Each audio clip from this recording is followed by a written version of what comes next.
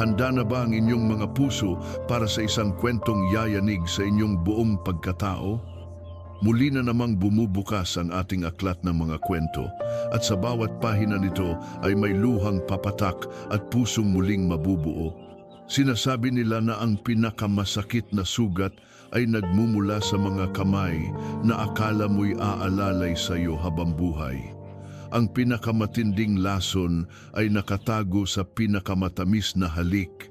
Ngunit paano kung sa gitna ng matinding pagkawasak ay may sisibol na bagong pag-asa at isang paghihiganting mas matindi pa sa sakit na idinulot sa iyo?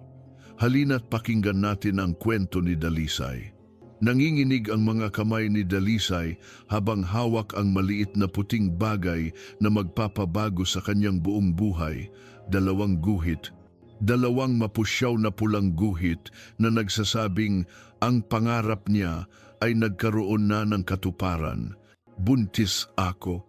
Isang ngiti ang unti-unting sumilay sa kanyang mga labi, isang ngiting umabot hanggang sa kanyang mga mata na ngayon ay nangingilid na sa luha ng kaligayahan.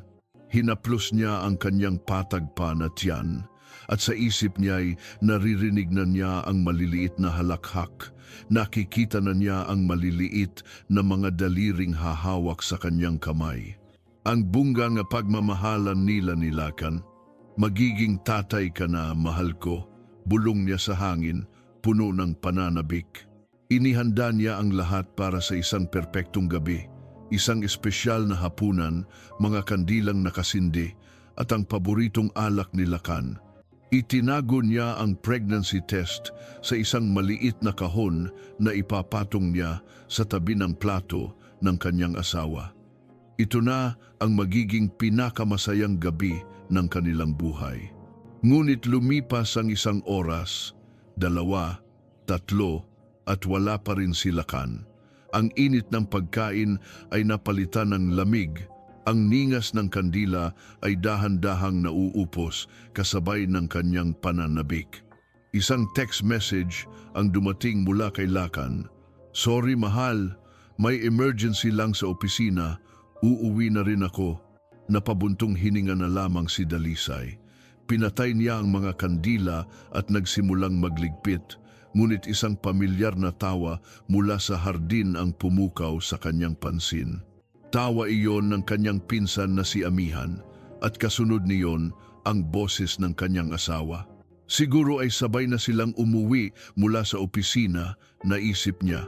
Lalabas sana siya para salubungin sila nang bigla siyang mapahinto. May kakaiba sa kanilang usapan. Hindi ito ordinaryong kwentuhan lamang. Sigurado ka ba rito, Lakan? Paano kung malaman niya? Tanong ni Amihan, may bahid ng pag-aalala sa boses. Wala siyang malalaman, sagot ni Lakan, malamig at tiyak. Ang kailangan lang natin ay ang huling pirma niya para sa bagong testamento. Kapag nailipat na sa pangalan ko ang kontrol ng Maningning Holdings, wala nang magiging problema. Nanlamig ang buong katawan ni Dalisay. Anong testamento? Bakit kailangan ng bago? Ang alam niya, malinaw na sa kanya ipinamana ng kanyang ama ang lahat. Sumandal siya sa pader, pinipigilan ang sariling paghinga. Paano ang bata? Usisa ulit ni Amihan. Sa tanong na iyon, biglang kumabog ng malakas ang dibdib ni Dalisay. Anong bata? Alam na ba nila? Yun nga ang pinakamalaking problema, sagot ni Lakan. At sa bawat salitang binitawan nito, para siyang sinasaksak ng paulit-ulit. Ayon sa nakasulat sa orihinal na diwa ng kanyang ama, mapupunta lamang ang buong kontrol ng kumpanya kay Dalisay at sa kanyang panganay na anak sa oras na isilang ito. Kung mangyayari yon, magiging palamuti na lang ako habang buhay na anino. His no to my bread. 6-9. Kaya kailangan nating bilisan, sabi ni Amihan. Ang boses ay nagbago, naging tila isang ahas na nanunuklaw. Bago pa man may makaalam tungkol sa bunga ng kapabayaan niya. Hindi na makahinga si Dalisay. Ang hangin sa paligid niya ay tila ninakaw. Ang bata, ang anak nila. Itinuturing nilang isang problema, isang hadlang Nanginginig siyang umatras, ngunit natapakan niya ang isang tuyong sanga. Isang malutong na tunog ang bumasag sa katahimikan ng gabi. "Sino yan?" sigaw ni Lakan. Hindi na nag-isip pa si Dalisay. Tumakbo siya. Tumakbo siya papalayo sa bahay na akala niya ay kanyang tahanan, papalayo sa mga taong akala niya ay kanyang pamilya. Pumasok siya sa kanyang sasakyan, basang-basa ng luha ang kanyang mga mata habang binubuhay ang makina. Sa rearview mirror, nakita niya ang galit at gulat sa mukha ni Lakan at Amihan. Kasunod noon ay ang pagsakay din nila sa kanilang sasakyan. Humagulgol si Dalisay habang pinapaharurot ang kotse sa madilim at madulas na kalsada. Bumuhos ang malakas na ulan, tila nakikidalamhati sa kanyang wasak na puso. Kailangan niyang makalayo, kailangan niyang iligtas ang kanyang anak. Ngunit isang nakakasilaw na ilaw ang tumama sa kanyang rearview mirror. Ang sasakyan ni Lakan ay nasa likuran na niya, bumubuntot ng napakabilis. Sinubukan niyang mag-iba ng daan, lumiko sa masikip na eskinita, ngunit walang awa siyang sinundan. Hanggang sa isang malakas na pagbangga ang yumanig sa kanyang sasakyan mula sa likuran. Sigaw niya habang nawawalan ng kontrol sa manibela. Isa pang pagbangga, mas malakas. Naramdaman niyang umikot ang kanyang sasakyan, ang mga ilaw ng poste, ang mga puno, ang madilim na langit lahat ay umikot na parang isang malaking ipo-ipo. Ang huli niyang nakita bago tumama ang kanyang sasakyan sa isang malaking puno ng akasya ay ang sasakyan ni Lakan na huminto sa tapat niya. Sa gitna ng basag na salamin at kumikirot na sakit sa buong katawan, naaninag niya ang mukha ni Amihan sa passenger seat. Walang bakas ng awa, walang bahid ng pagsisisi. Isang ngiting tagumpay lamang ang nakaguhit sa mga labi nito, isang ngiting demonyo sa ilalim ng buhos ng ulan. Naramdaman ni Dalisay ang mainit na likidong dumadaloy sa kanyang mga binti. Dugo, inilagay niya ang nanginginig niyang kamay sa kanyang tiyan. "Anak, anak ko, they Dysmundja." Ang sakit ay napakalubha, ngunit mas masakit pa ang katotohanang ang pumatay sa kanila ay ang lalaking minahal niya ng higit pa sa kanyang buhay. Dahan-dahang nagdilim ang kanyang paningin. Ang tunog ng ulan at ang sirena ng pulis sa di kalayuan ay unti-unting humina. Bago siya tuluyang mawalan ng malay, sa gitna ng kadiliman ng gabi at unos, isang anino ng isang lalaki ang lumitaw mula sa kung saan, isang matipunong anino na papalapit sa kanya. At pagkatapos, lahat ay naging itim. 4 na taon nang tinalikuran ni Sinag Hidalgo ang mundo ng krimen, ng hustisya at ng mga sirang pangako. Dito sa Baryo Kanlungan, isang maliit at tahimik na bayan sa tabi ng dagat, nahanap niya ang kapayapaang matagal nang ipinagkait sa kanya ng Maynila. Ang alon ng dagat ang nagsisilbi niyang orasan at ang hangin ang tanging bumubulong ng mga balita. Ngunit ngayong gabi, ang payapang simponya ng kalikasan ay sinira ng malakas na pag-ulan at ng nakaririnding tunog ng nagkikiskisang bakal. Napatayo si Sinag mula sa kanyang silyang tumba-tumba sa beranda. Sa di kalayuan, sa madilim na likuan ng highway, isang sasakyan ang umikot at bumangga. At isa pa ang sasakyang bumangga dito ay mabilis na umatras at humarurot papalayo sa dilim. Hindi iyon ordinaryong aksidente. Alam niya, ang instinct ng isang dating pulis ay kumukulo sa kanyang dugo. Mabilis siyang tumakbo papalapit. Ang putik ay tumatalsik sa kanyang mga binti at doon, sa loob ng wasak na sasakyan, nakita niya ang isang babae, si Dalisay. Naliligo sa sarili niyang dugo, ang mukha ay putlang-putla at ang mga matay nakapikit.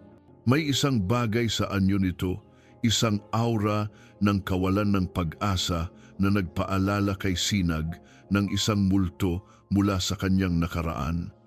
Ang multo ng kahinaan at kabiguan na pilit niyang tinatakasan. Ginamit niya ang lahat ng natutunan niya bilang isang investigador. Walang tatawag ng ambulansya, walang magre-report sa pulis. Kung sino man ang may gawa nito, babalikan nila ito para siguraduhing tapos na ang kanilang trabaho. Maingat niyang binuhat ang babae. Magaan ito, napakagaan, na tila anumang oras ay maaaring maging abo at tangayin ng hangin. Dinala niya ito sa kanyang kubo, sa kanyang kanlungan. Sa loob ng 2 araw at 2 gabi, si Dalisay ay nasa pagitan ng buhay at kamatayan. Binantayan siya ni Sinag. Nilinis niya ang kanyang mga sugat, ginamot ang kanyang lagnat. Sa kanyang pagtulog, palagi itong nagsasalita, binabanggit ang mga pangalan, Lakan, Huvak, Amihan, Bakit, at ang pinakamasakit sa lahat, ang anak ko, ang baby ko. Nakinig si Sinag, at sa bawat salitang binibitawan ng babae mula sa kanyang mga panaginip, unti-unting nabubuo sa isipan niya ang isang larawan ng karumal-dumal na krimen. Isang kwento ng pagtataksil na mas madilim pa sa gabing iyon ng aksidente. Isang hapon, habang pinapalitan niya ang basang bimpo sa noo ni Dalisay, nagbukas siya ng maliit na telebisyon. At doon, sa isang news report, nakita niya ang mga mukha sa likod ng mga pangalang binabanggit nito.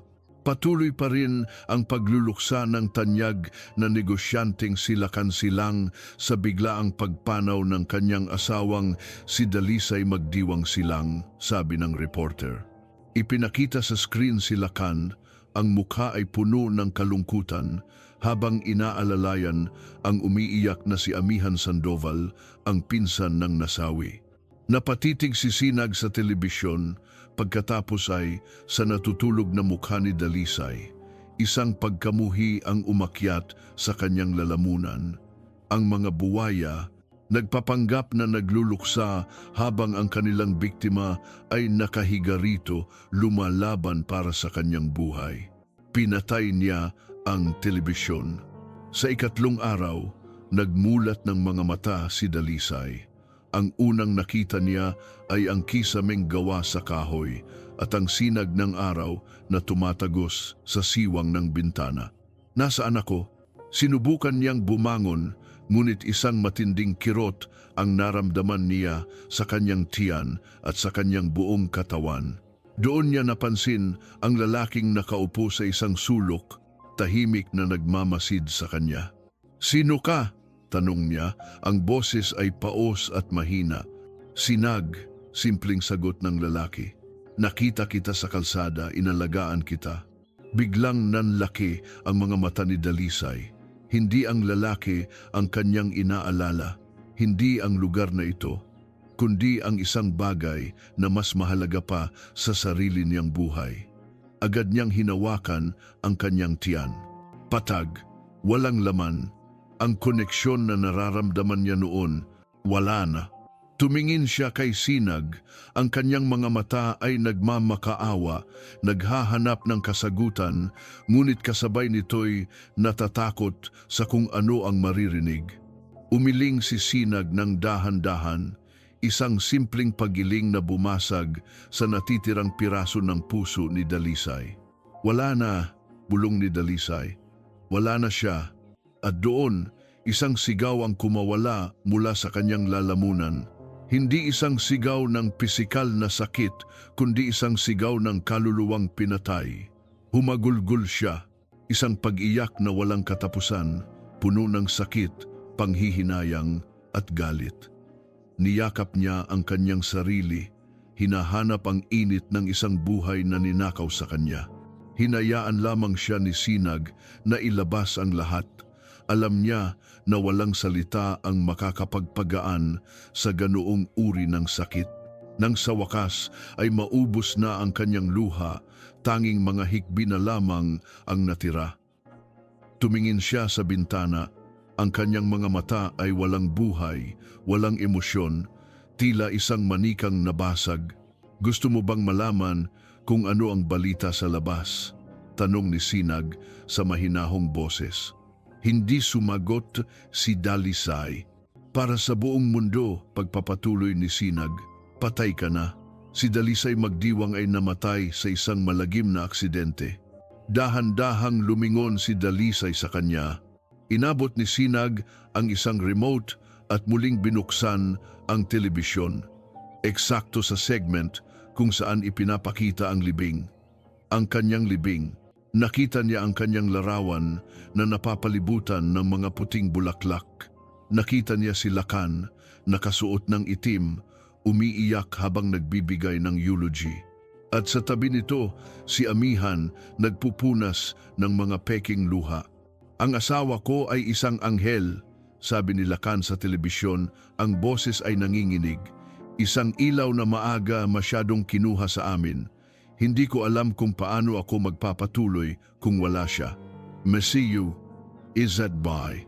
Sa pagkakita sa eksenang iyon, sa harap-harapang kasinungalingan, isang bagay ang nagbago sa mga mata ni Dalisay. Ang kawalan ng buhay ay napalitan, ang kalungkutan ay nag-apoy. Ang abo ng kanyang pagdadalamhati ay unti-unting nag-init at naging baga. Isang baga ng purong pagkamuhi. Tumingin siya kay Sinag, ang kanyang mga mata ay hindi na mata ng isang biktima. Ito na ang mga mata ng isang mangangaso. Tulungan mo ako, sabi niya. Ang boses ay hindi na mahina. Ito ay matigas, malamig na parang yelo. Tulungan mo akong bawiin ang lahat. Tulungan mo akong pagbayarin sila. Lumipas ang mga linggo na naging buwan. Ang mga sugat sa katawan ni Dalisay ay unti-unting naghilom. Ang mga peklat ay kumupas, ngunit ang peklat sa kanyang puso at kaluluwa ay mananatiling nakaukit doon magpakailanman. Sa unang mga araw, siya ay parang isang anino na gumagala sa loob ng kubo ni Sinag. Tahimik, walang imik. Madalas siyang nakaupo sa dalampasigan, nakatitig sa walang katapusang karagatan, tila doon hinahanap ang mga sagot na hindi niya kailanman makukuha. Bakit? Paano nila nagawa iyon? Isang hapon, habang naglalakad siya sa tabi ng dagat, nakakita siya ng isang pugad ng pagong na winawasak ng mga alon. Ang maliliit na itlog ay inanod pabalik sa dagat, walang pagkakataong mapisa at makita ang mundo. Sa sandaling iyon, lahat ng sakit ay bumalik. Napaluhod siya sa buhangin at muling humagulgol. Ang mga itlog na iyon ang kanyang anak. Isang buhay na hindi nabigyan ng pagkakataon. Naramdaman niya ang isang kamay sa kanyang balikat. Si Sinag, hindi ito nagsalita. Hinayaan lang siya nitong ilabas ang lahat ng bigat na kanyang dinadala. Nang tumahan siya, tumingin siya kay Sinag. Hanggang kailan ako iiyak? Tanong niya. Ang boses ay pagod na sa kalungkutan. Hanggang sa mapalitan ng galit ang iyong mga luha, sagot ni Sinag. Ang mga mata ay seryoso. Ang luha ay para sa mga biktima, Dalisay. Ngunit ang galit, kung gagamitin mo sa tama, ay sandata at kailangan mo ng sandata para sa laban na gusto mong pasukan. Ang mga salitang iyon ay gumising sa isang bagay sa loob ni Dalisay. Tama si Sinag, sawa na siyang maging biktima, sawa na siyang umiyak, panahon na para lumaban. Kinabukasan, nagsimula ang kanyang transformasyon. Ang bawat umaga ay nagsisimula sa pagtakbo sa dalampasigan hanggang sa halos hindi na siya makahinga. Tinuruan siya ni Sinag ng sining ng pagtatanggol sa sarili. Bawat suntok, bawat sipa, bawat pag-ilag ay hindi lang pag-iensayo para sa kanyang katawan, kundi para na rin sa kanyang isipan. Sa bawat pagbagsak niya sa buhangin, ang nakikita niya ay ang mapanuyang ngiti ni Amihan, at sa bawat pagtayo niya, mas lalo siyang lumalakas. Ang galit mo, ituon mo sa bawat galaw, sabi ni Sinag habang tinuturuan siyang humawak ng baril. Huwag mong hayaang bulagin ka nito. Gawin mo itong enerhiya. Gawin mo itong focus. Ang mga Hapon ay ginugugol niya sa pag-aaral. Binigyan siya ni Sinag ng mga libro tungkol sa negosyo, pananalapi at corporate strategy. Inaral niya ang bawat sulok ng Maningning Holdings, ang kumpanyang dapat ay sa kanya. Hinimay niya ang bawat ulat, bawat transaksyon, hinahanap ang mga butas, ang mga kahinaan na iniwan ni Lacan. Isang gabi, habang nag-uusap sila sa harap ng isang maliit na siga, naglakas loob si Dalisay na magtanong, "Bakit mo ginagawa ito, Sinag? Bakit mo ako tinutulungan?" Tumingin si Sinag sa apoy, ang mga alaala ay bumabalik. "Dahil minsan na akong pumalpak," mahinang sabi niya. "May isang taong nangailangan ng tulong ko noon, isang testigo sa isang malaking kaso ng korupsyon. Ipinangako kong poprotektahan ko siya, pero nabigo ako, pinatay siya, at ang mga pumatay sa kanya, hindi kailanman nagbayad. May pait sa kanyang boses, hindi ko nahahayaang maulit yon. Ang hustisya, minsan, kailangan mo itong kunin gamit ang sarili mong mga kamay." Naintindihan ni Dalisay. Ang kanilang mga landas ay pinagtagpo ng parehong sakit, ng parehong uhaw para sa katarungan. Isang araw, pagkatapos ng 6 na buwan ng walang tigil na pagsasanay, tumayo si Dalisay sa harap ng isang lumang salamin. Ang babaeng nakatingin pabalik sa kanya ay hindi na ang Dalisay na mahina at puno ng pag-ibig. Ang kanyang mga mata ay matalim, ang kanyang tindig ay matatag. Ang kanyang buong pagkatao ay nababalot ng isang determinasyon na kayang bumuwag ng kahit anong pader. Kinuha niya ang isang gunting at sa isang mabilis na galaw, ginupit niya ang kanyang mahabang buhok, ang huling simbolo ng kanyang nakaraan. Bawat hiblang nahuhulog sa sahig ay isang alaala na kanyang tinatalikuran. Patay na si Dalisay magdiwang, bulong niya sa kanyang refleksyon. Panahon na para isilang ang papalit sa kanya. Kumuha siya ng isang sketchbook. Sa loob ng maraming taon, ang kanyang hilig sa pagdidisenyo ng damit ay itinago na lamang niya. Ngayon, gagamitin niya ito bilang kanyang baluti. Iginuhit niya ang mga disenyo na matapang, elegante at misteryoso. Mga damit na magtatago sa kanyang tunay na pagkatao, ngunit magpapakita ng kanyang bagong lakas. Itatayo niya ang isang fashion brand, isang brand na papasok sa mundo ng mayayaman, sa mundo kung saan naghahari-harian si Lacan at Amihan. Muling pagsilang, isinulat niya sa ibaba ng kanyang mga disenyo, Rebirth. Tumingin siya kay Sinag, na tahimik na nakamasid sa kanya mula sa pintuan. "Kailangan kong bagong pangalan," sabi niya. Ngumiti si Sinag, isang pangalan na babagay sa babaeng kayang akitin ang kanyang mga kaaway papalapit sa kanilang sariling kapahamakan. Nag-isip si Dalisay, isang salitang makapangyarihan, isang salitang mapang-akit, "Mahalina," sabi niya. At sa pagbigkas ng pangalang iyon, naramdaman niya ang kapangyarihan nito. "Mula ngayon, ako si Mahalina." Ilang linggo ang lumipas, hawak na niya ang isang plane ticket pabalik sa impyernong minsan niyang tinakasan.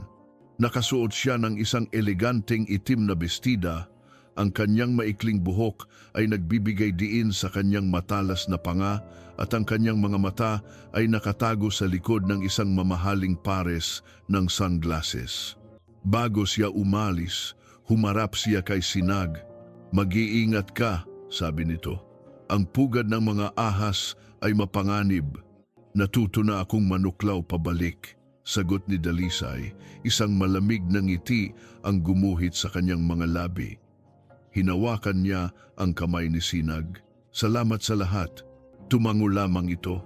Habang paakyat siya sa eroplano, tinanaw niya ang Baryo Kanlungan sa huling pagkakataon. Ito ang lugar ng kanyang kamatayan, ngunit ito rin ang lugar ng kanyang muling pagsilang. Pagkaupo niya sa kanyang silya, ipinikit niya ang kanyang mga mata at inalala ang mukha ni Lacan at Amihan. "Nagbabalik na ako," bulong niya sa sarili. at handa na akong maningil. Nakatayo si Lakan Silang sa likod ng malaking salaming bintana ng kanyang opisina. Mula sa tuktok ng Maningning Holdings Tower, ang buong syudad ay nasa ilalim ng kanyang mga paa. Ang maliliit na sasakyan, ang mga taong parang mga langgam lahat ay gumagalaw ayon sa isang ritmong tila siya ang nagkokontrol. Ito na ang pangarap niya, ang kapangyarihan, ang yaman, ang respeto. Lahat ng bagay na ipinagkait sa kanya noong nabubuhay pa ang matandang magdiwang. Lahat ng bagay na kailangan pa niyang hingin mula kay Dalisay. Ngayon, lahat ay kanya na. Isang pares ng mga braso ang yumakap mula sa kanyang likuran. Ang pamilyar na pabango ni Amihan. Malalim na naman ang iniisip mo, mahal. Bulong nito sa kanyang tainga kasabay ng isang halik sa kanyang pisngi. Humarap si Lakan at ngumiti. Si Amihan, ang kasabwat niya, ang babaeng naging kasama niya sa pag-akyat sa tuktok. Ngayon, kongkay na ang kanilang relasyon. Ang pinsan na nag-aalaga sa biyudong nagluluksa. Iyon ang kwento nila sa publiko. At naniwala naman ang lahat. Iniisip ko lang kung gaano nakalayo ang narating natin, sagot ni Lakan, hinahaplos ang buhok ni Amihan. Narating natin, pagdidiin ni Amihan. Ngumiti ito, ngunit may kakaibang kislap sa kanyang mga mata. At marami pa tayong mararating, lalo na't malapit nang dumating ang ating tagapagmana. Hinaplos ni Amihan ang kanyang tiyan na bahagya ng umuumbok. Ito ang kanilang alas, ang magpapatibay sa kanilang kapangyarihan sa kumpanya. Ngunit sa tuwing nakikita ito ni Lakan, isang anino ng pagdududa ang dumadaan sa kanyang isipan. Ang timing, lahat ay masyadong perpekto. Isinantabi niya ang pag-iisip na iyon. Hindi ito ang oras para magduda. May problema ba? Tanong ni Amihan. Napansin ang bahagyang pagbabago sa kanyang ekspresyon.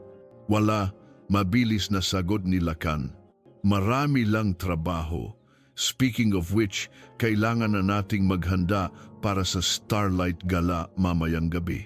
Lahat ng malalaking pangalan sa industriya ay nandoon. We need to make an impression.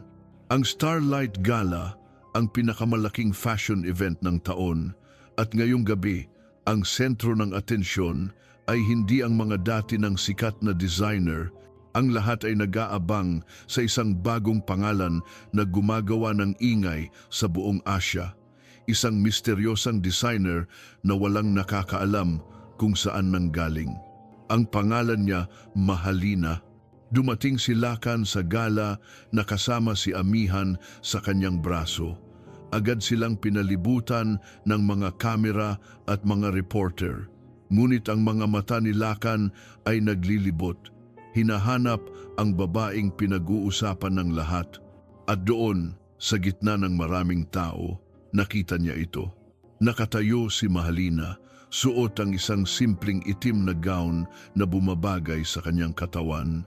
Maikli ang kanyang buhok at nakatago ang kanyang mga mata sa likod ng isang itim na maskara na bahagi ng kanyang brand. May dala siyang aura ng misteryo at kapangyarihan. Bawat galaw niya ay kalkulado.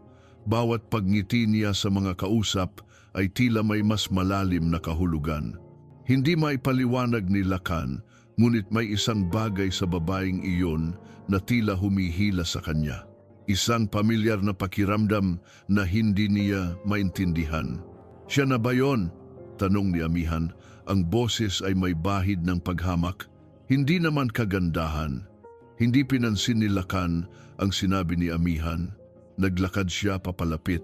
Nag-uusap si Mahalina kasama ang isang mayamang investor nang mapansin ito ang paglapit ni Lakan. Tumigil ito sa pagsasalita at dahan-dahang humarap sa kanya. Mr. Silang, what a pleasure, sabi ni Mahalina. Ang boses ay malamig at kontrolado. May kakaibang tono ito na nagbigay ng kaba kay Lakan. The pleasure is all mine, Miss Mahalina, sagot ni Lakan. Inilahad ang kanyang kamay. I've been hearing a lot about you. Your work is revolutionary.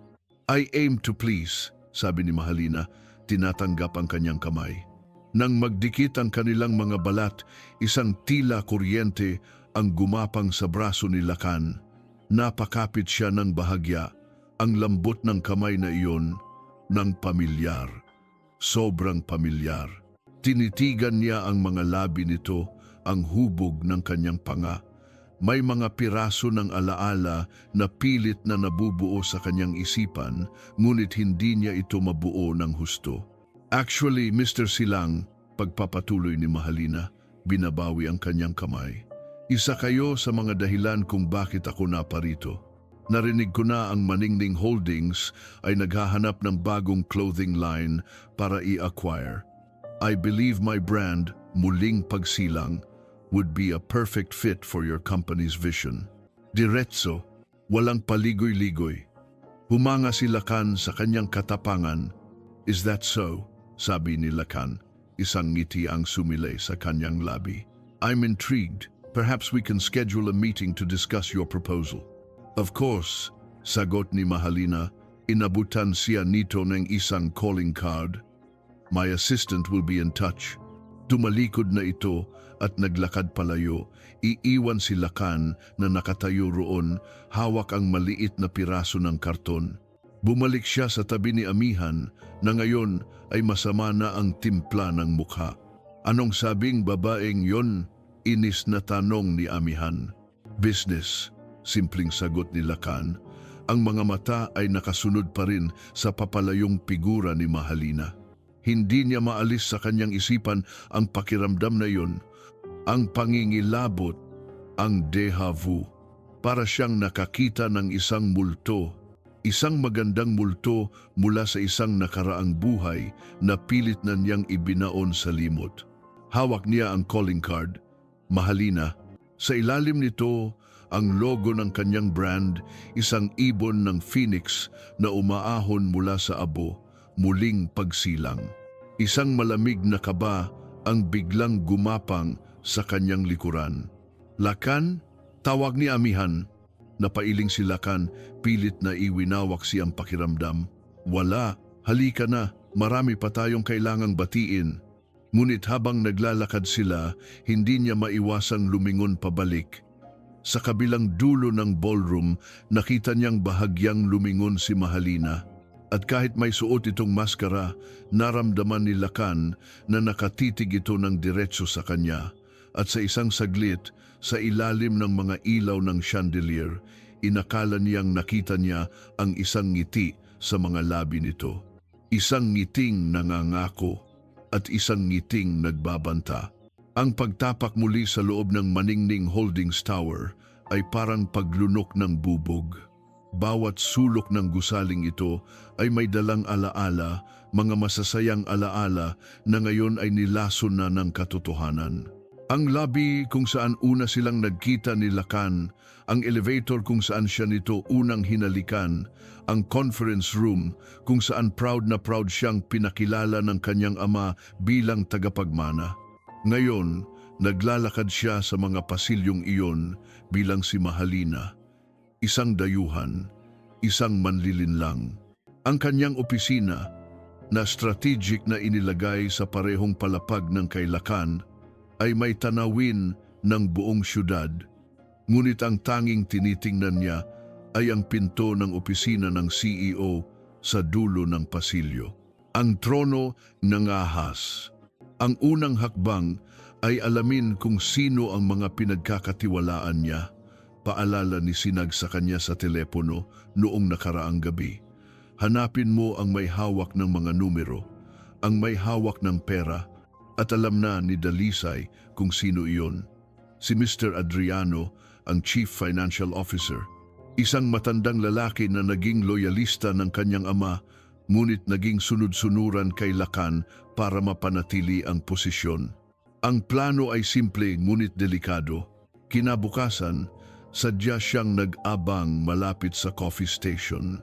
Nang dumaan si Mr. Adriano na may dalang sandamakmak na dokumento at isang laptop, nagkunwari siyang natalisod. Ay naku, sigaw niya, at ang kapeng hawak niya ay aksidenteng natapon sa mamahaling suit ng matanda. Diyos ko, ipagpaumanhin ninyo, Ginoo, sabi ni Mahalina, ang boses ay puno ng pagkataranta. Agad siyang kumuha ng tissue at tinulungan itong punasan ng damit. Nako, Ma'am Mahalina, okay lang, sabi ni Mr. Adriano, halatang naiilang.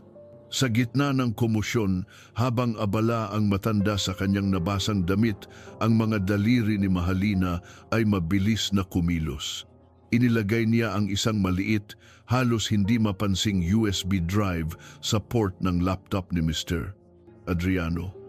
Isang click lang ng mouse na itinago niya sa ilalim ng pagpunas at nagsimula ng kopyahin ng isang pre-installed program ang lahat ng mahahalagang files.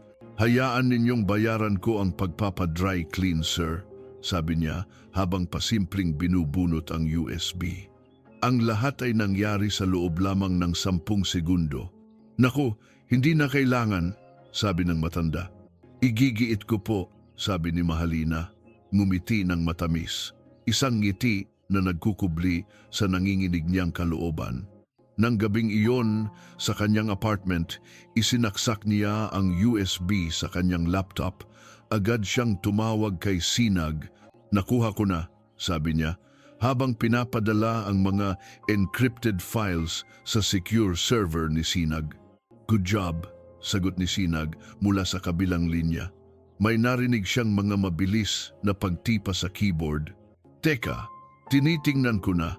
Dalisay, ito na, mga offshore accounts, mga peking kumpanya. Narito lahat ng ebidensya ng pandaraya niya.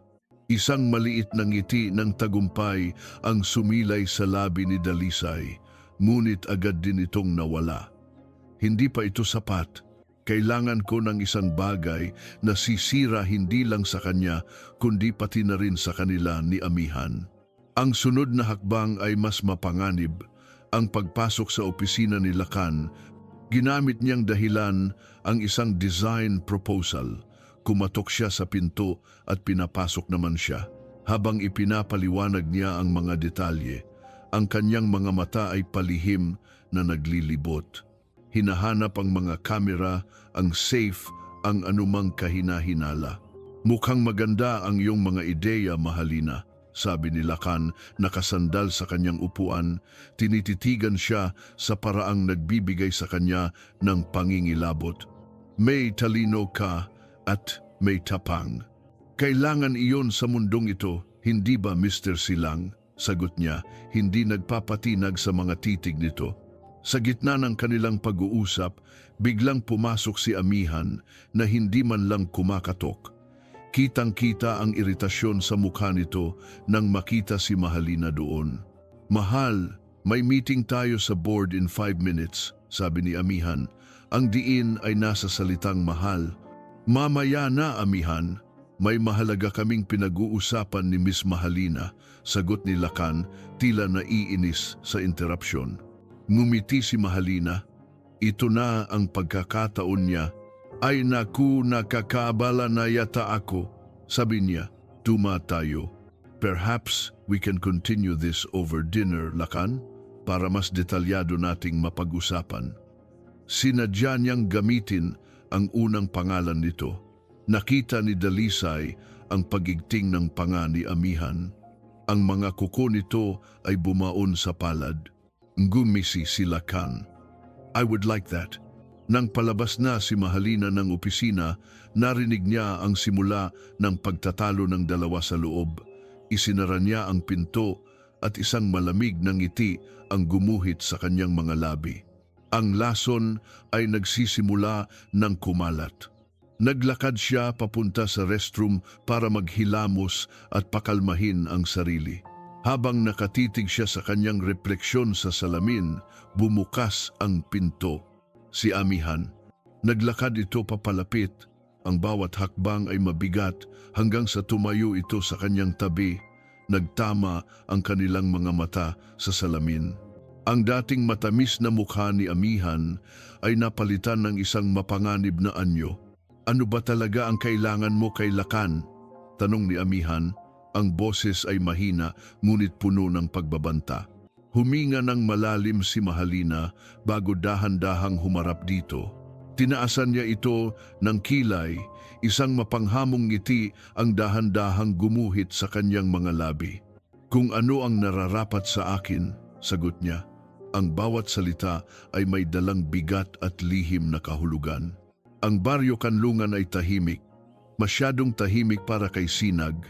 Sanay siya sa ingay ng alon, sa huni ng mga ibon, ngunit sa mga nagdaang araw, ang katahimikang iyon ay tila isang malakas na sigaw na nagsasabing may mali. Simula nang umalis si Dalisay, hindi na siya mapakali. Ang kubo ay tila naging mas malaki at mas malamig. Ang bawat sulok ay nagpapaalala sa kanya ng presensya nito, ang amoy ng kape sa umaga, ang tunog ng kanyang pagtawa noong nagsisimula na itong bumawi, ang determinasyon sa kanyang mga mata habang nagsasanay. Nasa harap siya ngayon ng 3 monitor, ang tanging liwanag sa madilim niyang silid. Ang mga daliri niya ay walang tigil sa pagtipa sa keyboard. Dito, sa mundo ng mga numero at data, doon niya ibinubuhos ang kanyang pag-aalala. Ito ang kanyang paraan para protektahan si Dalisay mula sa malayo. Habang sinusuri niya ang mga files na nakuha ni Dalisay mula kay Mr. Adriano, isang pattern ang kanyang napansin. Ang pera ng Maningning Holdings ay hindi lang basta ninanakaw, ito ay dumadaloy sa isang komplikadong network ng mga shell corporations. Ang isa sa mga korporasyong ito ay nakabase sa Cayman Islands. Ang pangalan, Veridian Dynamics. Biglang nanigas si Sinag. Ang kanyang paghinga ay bumigat. Ang mga kamay niya ay tumigil sa pagtipa. Veridian Dynamics. Ang pangalang iyon, para itong isang multo na bumangon mula sa hukay. Dahan-dahan siyang tumayo at lumapit sa isang baul na bakal sa sulok ng kanyang silid. Binuksan niya ito. Ang loob ay puno ng mga luma at maalikabok na case files mula sa kanyang dating buhay, bilang isang pulis. Kinuha niya ang isang manipis na folder na may markang closed. Sa loob nito, ang larawan ng isang lalaking nakangiti. Si Mang Tonyo, isang simpleng accountant na naging testigo niya. Flashback. Sir Sinag, sigurado po ako, sabi ni Mang Tonyo, ang boses ay nanginginig habang itinuturo ang mga dokumento. Ang Veridian Dynamics. Ginagamit nila ito para maglaban ng pera galing sa gobyerno. Milyon-milyon po ang nawawala. Huwag kang mag-alala, Tonyo, sabi ni Sinag. Tinatapik ang balikat nito. Nandito ako. Poprotektahan kita. Sa testimonya mo, mapapabagsak natin sila. Ngunit nabigo siya. Isang gabi bago ang pagdinig, pinasok ang safe house. Natagpuan na lamang niya si Mang Tonyo. Wala ng buhay. At ang mga pumatay sa kanya ay hindi kailanman nahuli. Ang kaso ay isinara dahil sa kakulangan ng ebidensya. Ang pangalan sa likod ng Veridian Dynamics ay nanatiling isang anino. Dahil sa kabiguang iyon, tinalikuran niya ang pagiging pulis. Napapikit ng mariin si Sinag. Ang sakit ng nakaraan ay bumalik, sariwa na parang kahapon lang nangyari. Ang Veridian Dynamics ay konektado sa Maningning Holdings. Ang aninong hindi niya nahuli noon, posible kayang silakan silang pala iyon o isa sa mga kasosyo nito. Biglang naging mas malinaw ang lahat. Ang laban ni Dalisay ay hindi lang laban sa isang mapanlinlang na asawa. Pinasok niya ang isang mundo na mas madilim at mas mapanganib kaysa sa kanyang inaakala. Ang mga taong ito, hindi sila mag-aatubiling pumatay para protektahan ang kanilang mga sikreto. Ginawa na nila ito noon kay Mang Tonyo, ginawa na nila ito kay Dalisay at sa kanyang anak at gagawin nila ito ulit. Kinapa niya ang kanyang cellphone at mabilis na tinawagan si Dalisay. Isang ring, 2, 3, walang sumasagot. Nag-aalala, Sinubukan niyang itrack ang lokasyon ng burner phone na ibinigay niya rito. Ang GPS ay nagpapakita na nasa isang malaking hotel ito sa Makati, ang Starlight Gala.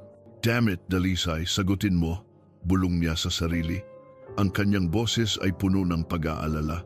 Nasa gitna ito ng kasiyahan na papalibutan ng mga kaaway at walang kamalay-malay sa tunay na panganib na kanyang kinakaharap. Hindi na siya pwedeng manatili lang dito at magbantay mula sa malayo. Hindi na sapat ang pagiging anino niya sa likod ng computer. Ipinikit niya ang kanyang mga mata at nakita niya muli ang walang buhay na mukha ni Mang Tonyo. Pagkatapos, nakita niya ang duguan at walang malay na mukha ni Dalisay noong gabing iyon. Hindi na niya hahayaang maulit ang kanyang pagkakamali. Mabilis siyang nag-impake ng ilang gamit sa isang duffel bag. Kinuha niya ang kanyang lisensyadong baril mula sa ilalim ng sahig, isang bagay na matagal na niyang hindi hinahawakan.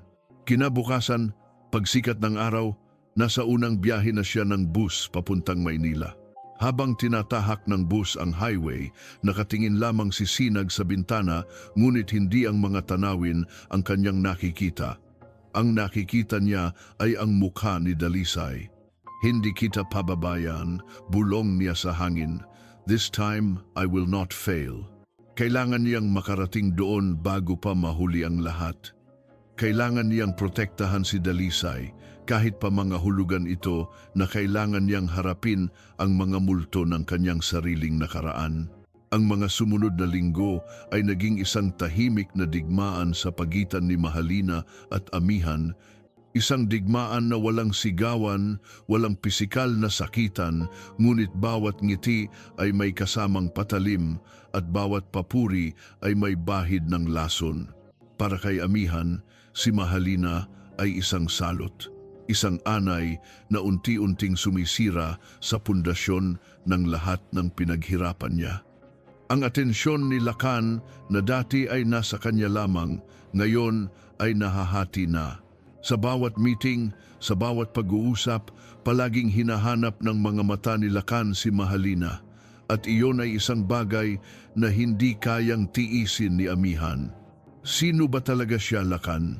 tanong ni Amihan isang gabi habang nakahiga sila.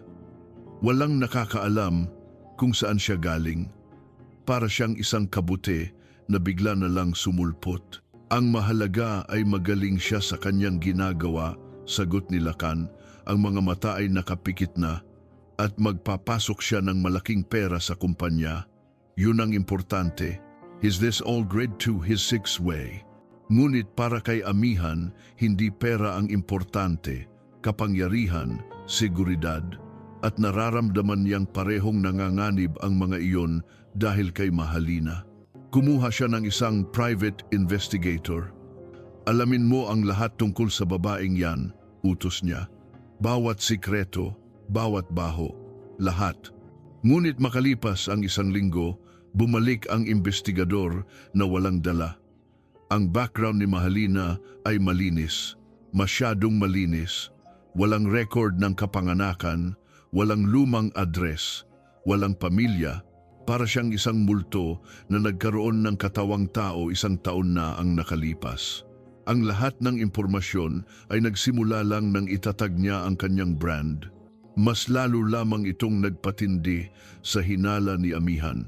Habang papalapit ang araw ng opisyal na launch ng collaboration ng Muling Pagsilang at Maningning Holdings, lalong nagiging desperada si Amihan. Kailangan niyang gumawa ng paraan para sirain si Mahalina sa harap ng lahat. Ang plano ay nabuo sa kanyang isipan habang pinapanood niya ang mga staff na inihahanda ang finale piece ng koleksyon, isang napakagandang evening gown na gawa sa pinong seda at pinalamutian ng libo-libong maliliit na kristal. Ito ang pinaka-inaabangang disenyo. Ito ang sisira sa kanya. Isang gabi bago ang event, nang wala ng tao sa studio, pumasok si Amihan, maingat, tahimik. Sa kanyang kamay, may dala siyang isang maliit na bote na naglalaman ng bleaching solution. Lumapit siya sa mannequin kung saan nakasuot ang gown. Huminga siya ng malalim. Para sa atin ito, Lakan, bulong niya. At dahan-dahan, sinimulan niyang ibuhos ang likido sa likod ng gown sa isang bahagi na hindi agad makikita. Ang kemikal ay mabilis na kumagat sa tela. Ginagawa itong marupok. Sa unang tingin, hindi mo mapapansin. Ngunit sa sandaling isuot ito at gumalaw ang modelo, ang tela ay mapupunit. Isang ganap na kahihiyan sa harap ng buong fashion industry. Dumating ang araw ng event. Ang backstage ay puno ng tensyon at excitement. Si Mahalina, kalmado sa gitna ng lahat, ay nagbibigay ng mga huling instruksyon sa mga modelo. Nang oras na para isuot ang finale gown, isang sigaw ang narinig mula sa dressing room. Ma'am Mahalina. Pumasok si Dalisay at nakita niya ang punit. Hindi ito aksidente, ang amoy. Pamilyar ang amoy ng kemikal. Alam niyang sinadya ito. Ang kanyang mga mata ay agad na lumingon sa direksyon ni Amihan na nakatayo sa isang sulok. May ngiti ng isang nagtagumpay na demonyo sa kanyang mga labi. Nagsimulang magpanik ang mga staff.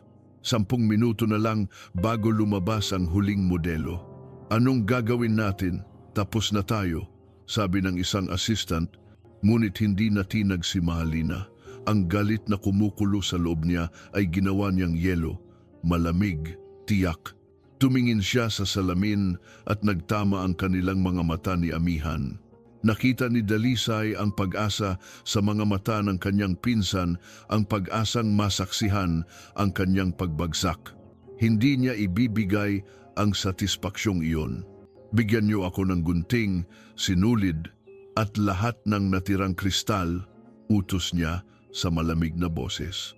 Naguguluhang sumunod ang kanyang mga staff. Sa harap ng lahat, sa gitna ng pressure at ng papalapit na deadline, nagsimulang magtrabaho si Mahalina. Ang kanyang mga kamay ay gumalaw ng may bilis at katiyakan. Ginupit niya ang nasirang bahagi ng tela, lumilikha ng isang panibagong silhouette. Isang mas matapang, mas daring na disenyo. Gamit ang mga natirang kristal, gumawa siya ng isang pattern na parang gagamba na nagkukubli sa anumang natitirang pinsala. Ang kanyang mga staff ay napanganga, pinapanood ang isang master sa kanyang elemento. Nang matapos siya, ang gown ay hindi na katulad ng dati. Ito ay naging mas maganda. Isang obra maestra na isinilang mula sa kapahamakan. Tumingin siyang muli kay Amihan. Ang ngiti sa mukha nito ay naglaho na, napalitan ng pagkabigla at pagkamuhi. Isinuot ng modelo ang gown, sakto, perpekto. Nang lumabas ang modelo sa runway, ang buong audience ay napuno ng paghanga, palakpakan, mga flash ng kamera. Mula sa gilid ng entablado, nakita ni Dalisay si Lakan. Nakatayo ito, nakatingin hindi sa modelo, kundi sa kanya. Ang kanyang mga mata ay puno ng paghanga at isang damdamin na hindi pa nakikita ni Dalisay noon. Ngumiti si Mahalina, isang tunay na ngiti sa pagkakataong ito. Tumingin siya sa direksyon ni Amihan at bahagyang itinaas ang kanyang baso ng champagne, isang tahimik na pagkilala sa kabiguan nito. The show must go on, bulong niya sa sarili habang ang palakpakan ay patuloy na umuugong. Subalit, sa gitna ng kanyang tagumpay, hindi niya napansin na ang matinding stress at galit ay nagdulot ng masama kay Amihan. Biglang namutla ang pinsan niya. Napahawak ito sa kanyang tiyan at sa harap ng ilang mga bisita, bigla na lamang itong nawalan ng malay at bumagsak sa sahig. Ang pagbagsak ni Amihan ay nagdulot ng kaguluhan sa gitna ng matagumpay na event.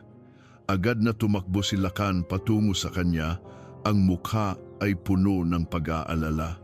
Binuhat niya ito, sumisigaw ng tulong, habang ang mga tao ay nagbibigay daan. Si Mahalina si Dalisay ay nanatili sa kanyang kinatatayuan, pinapanood ang eksena na may malamig na ekspresyon. Sa isang sulok ng kanyang isipan, may bahagyang satisfaksyon. Ngunit sa mas malalim na bahagi, may kaba.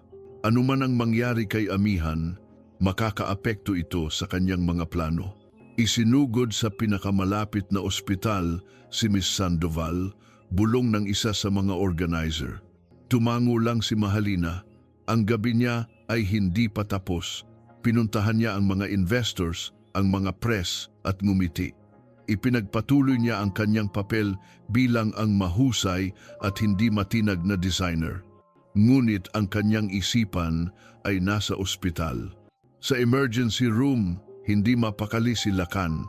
Pabalik-balik siya sa paglalakad habang hinihintay ang balita mula sa doktor. Anong nangyari? Stress? Pagod? O may mas malala pa? Makalipas ang halos isang oras, lumabas ang isang doktor na may edad na. Mr. Silang? Tanong ng doktor. Ako nga po, Dok. Kamusta ang kasama ko? Hindi niya masabi ang salitang asawa o girlfriend. Masyadong komplikado. Ngumiti ang doktor. Congratulations, Mr. Silang. Buntis ang pasyente. She's almost 3 months along. Ang pagkahilo niya ay dahil sa stress at fatigue na karaniwan sa kanyang kalagayan. Kailangan lang niya ng masusing pag-iingat. Natigilan si Lacan.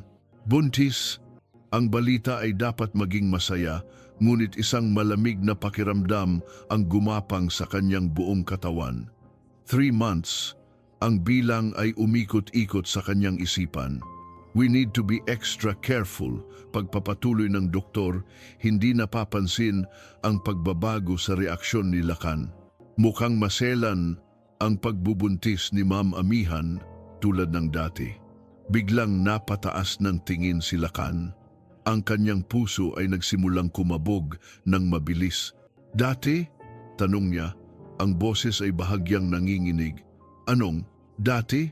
Tumingin ang doktor sa hawak nitong chart pagkatapos ay kay Lacan. Yes. I remember her case. Mga 9 na buwan na ang nakalipas, hindi ba? Dinala niyo rin siya rito noon dahil sa spotting. Pinayuhan ko na siyang mag-bed rest, lalo na't nasa unang linggo pa lang ng pagbubuntis. Ang bawat salita ng doktor ay parang isang martilyong paulit-ulit na pumupukpok sa bungo ni Lacan. 9 na buwan, unang linggo ng pagbubuntis. Ang mga petsa ay nagsimulang maglaro sa kanyang utak na parang isang bangungot. 9 na buwan na ang nakalipas. Iyon ang panahon kung kailan. Flashback. Ang gabi ng aksidente. Ang malakas na ulan. Ang mukha ni Dalisay na puno ng takot at pagtataksil. Bago ang gabing iyon, 1 linggo bago noon, nag-usap sila ni Amihan. Kailangan na nating gawin ito, Lacan, sabi ni Amihan. Ang mga mata ay puno ng determinasyon. Nalaman ko ang tungkol sa diwa ng testamento. Oras na malaman ni Dalisay na buntis siya, mahihirapan na tayong kumilos. Paano mo nalaman? Tanong ni Lacan. May mga mata at tainga ako sa lahat ng sulok, sagot ni Amihan. Iyon ang nag-udyok sa kanya. Ang takot na mawala ang lahat dahil sa anak ni Dalisay. Ngayon, habang nakatayo sa malamig na pasilyo ng ospital, isa pang katotohanan ang sumampal sa kanya. Isang katotohanan na mas masahol pa. Noong gabing iyon, hindi lang si Dalisay ang buntis. Si Amihan din. Ang dahilan kung bakit nagmamadali si Amihan na itumba si Dalisay ay hindi lang para makuha ang pera. Ito ay para palitan ang isang tagapagmana ng isa pa, ang anak ni Dalisay, para sa anak nila. Ngunit ang sinabi ni Amihan sa kanya noon ay nakunan ito ilang araw pagkatapos ng aksidente ni Dalisay dahil sa stress. Iyon ang kwento niya. Ngayon buntis ulit ito. Halos 3 buwan. Ang ibig sabihin na buntis ito 6 na buwan pagkatapos ng aksidente, 6 na buwan pagkatapos makunan. Hindi. Mali. May mali sa lahat ng ito. Ang sinabi ng doktor, maselan ang pagbubuntis, tulad ng dati. Ang ibig sabihin, hindi ito nakunan. Itinuloy nito ang pagbubuntis. At kung ganoon nga, ang batang dinadala niya ngayon ay halos 9 na buwan na dapat. Hindi 3 buwan. Nilinlang siya ni amihan. Hindi niya alam kung paano at bakit, pero sigurado siya sa isang bagay. Nagsinungaling ito tungkol sa pagbubuntis, tungkol sa timing, tungkol sa lahat. Nang pumasok siya sa silid, nakita niya si amihan na nakahiga. Ang mukha ay payapa, mukhang isang anghel, isang natutulog na ahas. Umupo si Lakan sa tabi ng kama, ang kanyang isipan ay isang nagbabagang bulkan. Pinagmasdan niya ang babaeng minsan niyang pinagkatiwalaan, ang babaeng kasama niyang gumawa ng isang karumal-dumal na krimen. Pinagkatiwalaan niya ito, ngunit ngayon, napagtanto niya na sa laro nilang dalawa, baka hindi lang si Dalisay ang kanyang naging biktima. Baka siya man ay isa ring piyesa lamang sa mas malaking laro na si amihan pala ang may kontrol. Ang paghanga niya kay Mahalina kanina ay biglang nagkaroon ng bagong kahulugan. Ang talino nito, ang tapang, isang babaeng direkta at walang itinatago. Ang kabaligtaran ng babaeng nasa harap niya ngayon. Dahan-dahang hinawakan ni Lakan ang kamay ni amihan. Malamig. "Congratulations, mahal." Bulong niya, ang boses ay walang emosyon. Magiging mga magulang na tayo. Ngunit sa kanyang isipan, isang tanong ang paulit-ulit na umuugong. Kaninong anak talaga ang dinadala mo, amihan? At ano pa ang mga kasinungalingan na hindi ko nalalaman? Ang balita tungkol sa pagbagsak ni amihan sa Starlight Gala ay mabilis na kumalat. Ngunit ang mas mabilis pa ay ang balita tungkol sa kanyang pagbubuntis. Sa mundo ng mayayaman, ang mga ganitong balita ay parang apoy na mabilis na lumalaganap.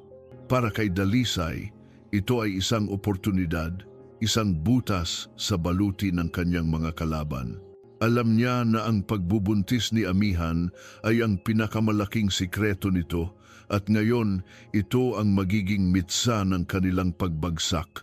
Sa mga sumunod na araw, naging malamig ang pakikitungo ni Lakan kay amihan.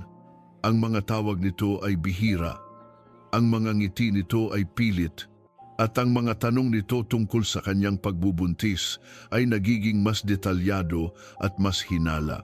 Ginamit ni Mahalina ang pagkakataong ito. Bilang bahagi ng kanyang plano, sinigurado niyang may mga impormasyong aksidenteng makakarating kay Lakan.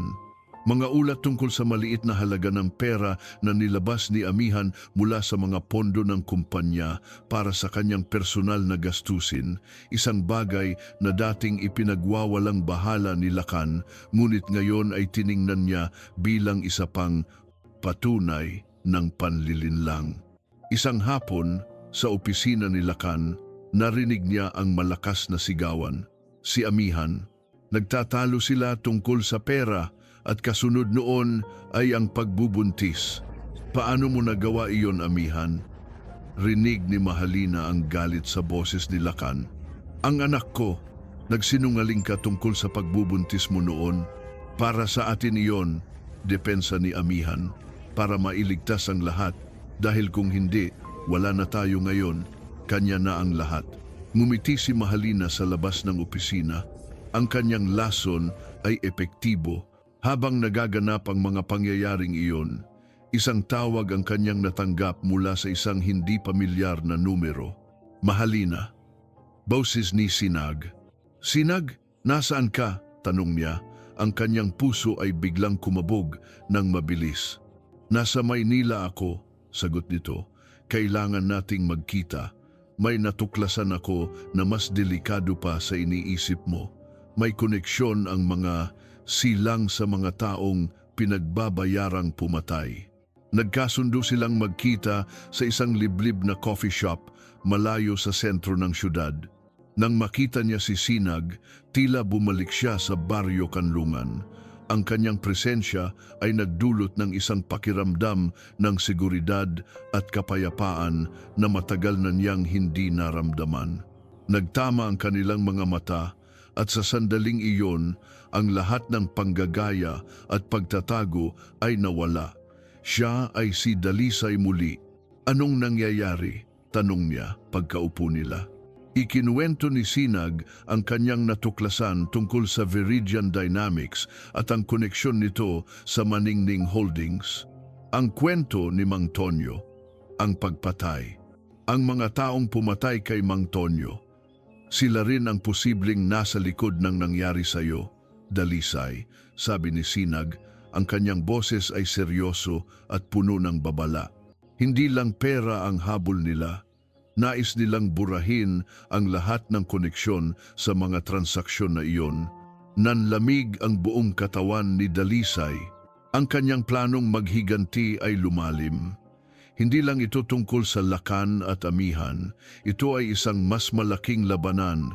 Kailangan mong mag-ingat, Dalisay, sabi ni Sinag. Hinawakan ang kanyang kamay sa ibabaw ng mesa. Delikado ang pinapasukan mo. Hindi ko kayang mawala ka. Nagkatinginan sila.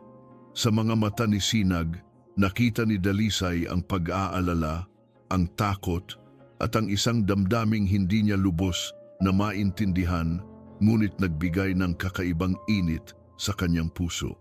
Ang pagmamahal. Ngunit bago pa man niya masagot ang mga damdaming iyon, biglang nagring ang cellphone ni Dalisay.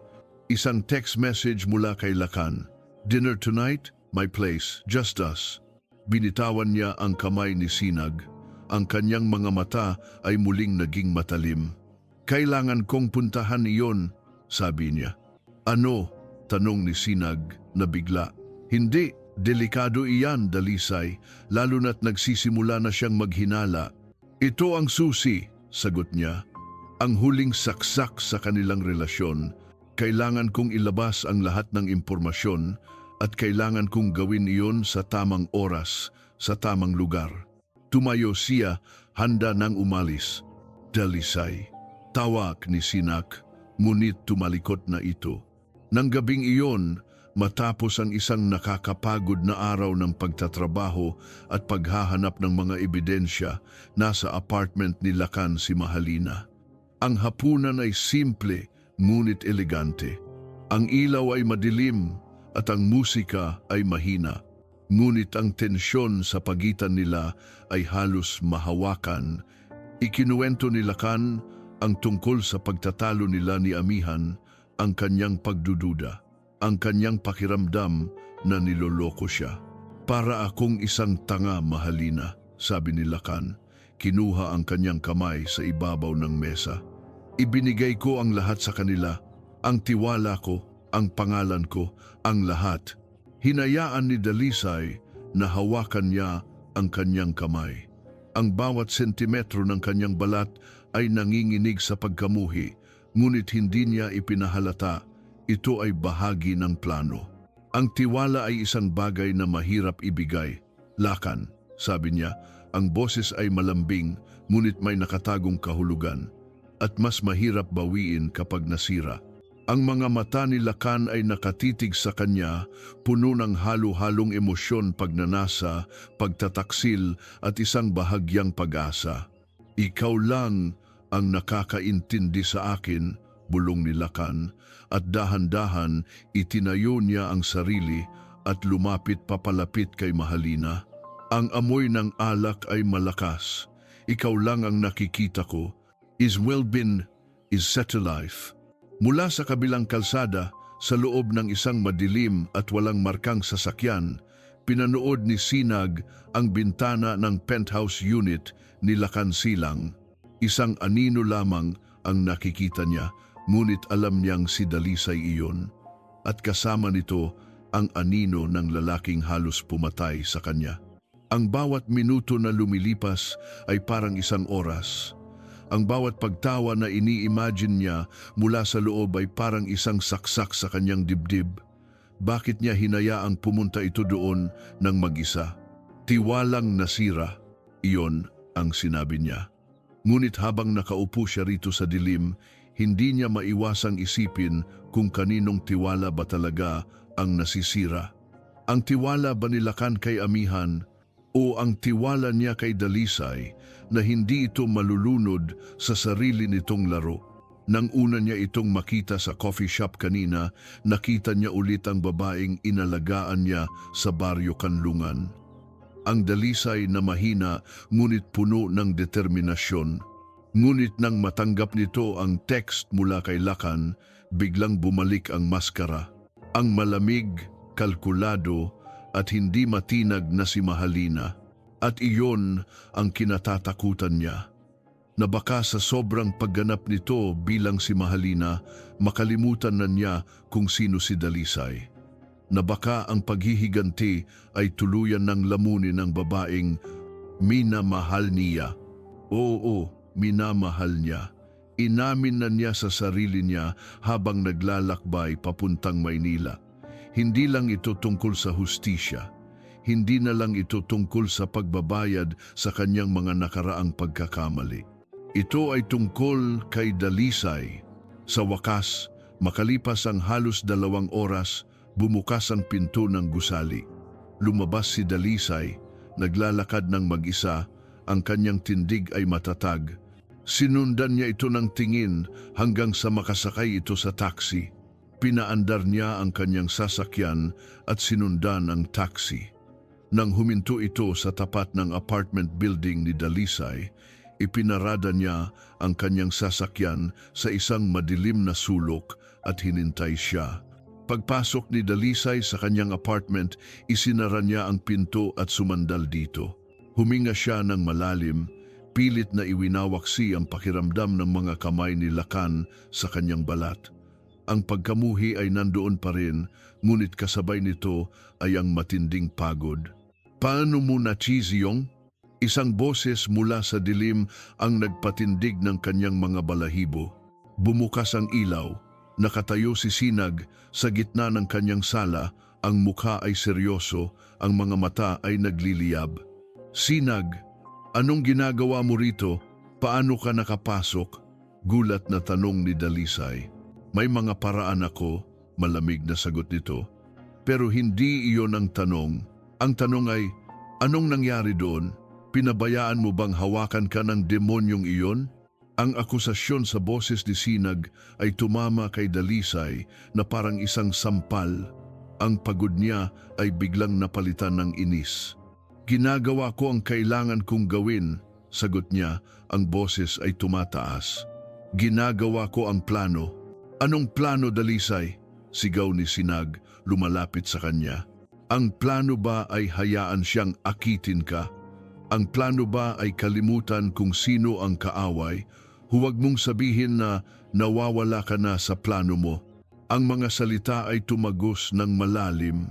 Nasaktan si Dalisay hindi dahil sa sinabi ni Sinag, kundi dahil may katiting na katotohanan doon. Sa isang saglit kanina sa apartment ni Lakan, sa isang saglit ng kahinaan, muntik na siyang maniwala sa pag-arte nito at kinasuklaman niya ang sarili niya para doon. Hindi mo naiintindihan, sigaw niya pabalik. Ang mga luha ng galit at frustrasyon ay nagsisimula ng mamuo sa kanyang mga mata. Wala ka doon. Hindi mo alam kung gaano kahirap ang bawat araw na kailangan kong ngumiti sa mga taong pumatay sa anak ko. Hindi mo alam kung anong pakiramdam. Kaya nga nandito ako, sagot ni Sinag. Ang boses niya ay bahagyang lumambot, ngunit puno pa rin ng sakit. Nandito ako para tulungan ka, para hindi mo na kailangang gawin ang mga bagay na tulad niyan. Nandito ako para protektahan ka. Pero paano kita poprotektahan kung ikaw mismo ang lumalapit sa panganib? Hindi ko kailangan ng proteksyon mo, sumbat ni Dalisay. Ang mga salitang iyon ay lumabas bago pa niya mapigilan. Natigilan si Sinag. Ang sakit sa kanyang mga mata ay hindi maikukubli, para siyang sinampal. Umatras siya ng isang hakbang. Nakita ni Dalisay ang sakit na idinulot niya. Gusto niyang bawiin ang sinabi niya, ngunit ang pride at ang sakit na nararamdaman niya ay masyadong malakas. Hindi mo ako maintindihan, Sinag, sabi niya.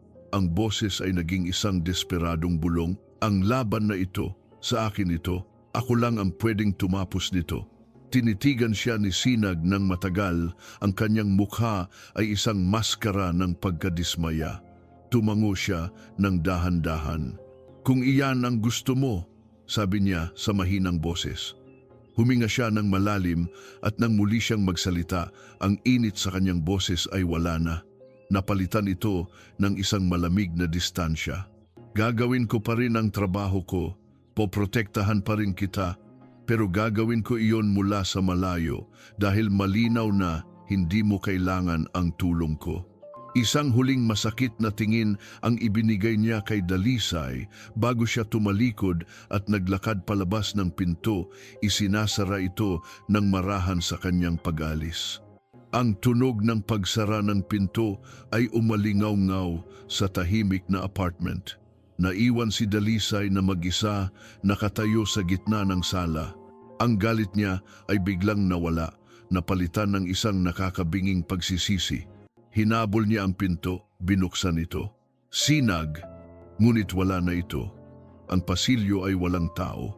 Tanging ang anino na lang niya ang kasama niya. Napasandal siya sa pader at dahan-dahang napaupo sa sahig, ang mukha ay ibinaon sa kanyang mga palad. Umalis ka na, bulong niya sa sarili. Inuulit ang mga masasakit na salitang binitawan niya kanina. Kaya ko na mag-isa. One is a lead man to un. Ngunit sa unang pagkakataon, simula nang maging si Mahalina siya, naramdaman niya ang kasinungalingan sa mga salitang iyon. At sa unang pagkakataon, naramdaman niya ulit ang takot.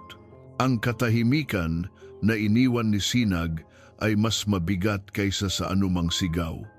Sa mga sumunod na araw, naramdaman ni Dalisay ang bigat ng pag-iisa. Sinubukan niyang tawagan si Sinag, ngunit ang kanyang mga tawag ay dumidiretso sa voicemail. Ang kanyang mga text ay nananatiling unread. Sa kabila ng sakit, ipinagpatuloy niya ang plano, ngunit ngayon wala na ang kumpiyansa. Napalitan ito ng isang nakakakabang pag-iingat. Ang bawat anino sa pasilyo ay tila isang banta. Ang bawat pagtunog ng telepono ay nagpapakaba sa kanya. Pinilit niyang ituon ang kanyang atensyon sa trabaho. Nag-iwan siya ng isa pang anonymous tip para kay Lakan, isang dokumento na nagpapakita na si Amihan ay lihim na nakikipag-ugnayan sa isang karibal na kumpanya. Ito na sana ang huling pako sa kabaong ng kanilang relasyon.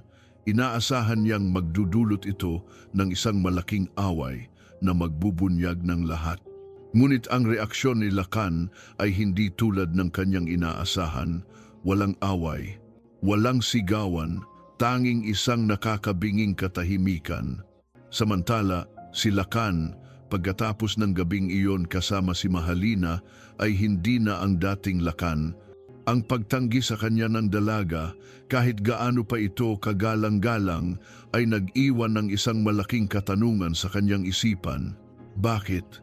Mayroon bang ibang motibo si Mahalina maliban sa negosyo?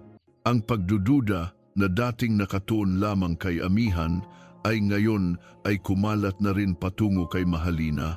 Ang pamilyar na pakiramdam na naramdaman niya noong una silang magkita, ang misteryo.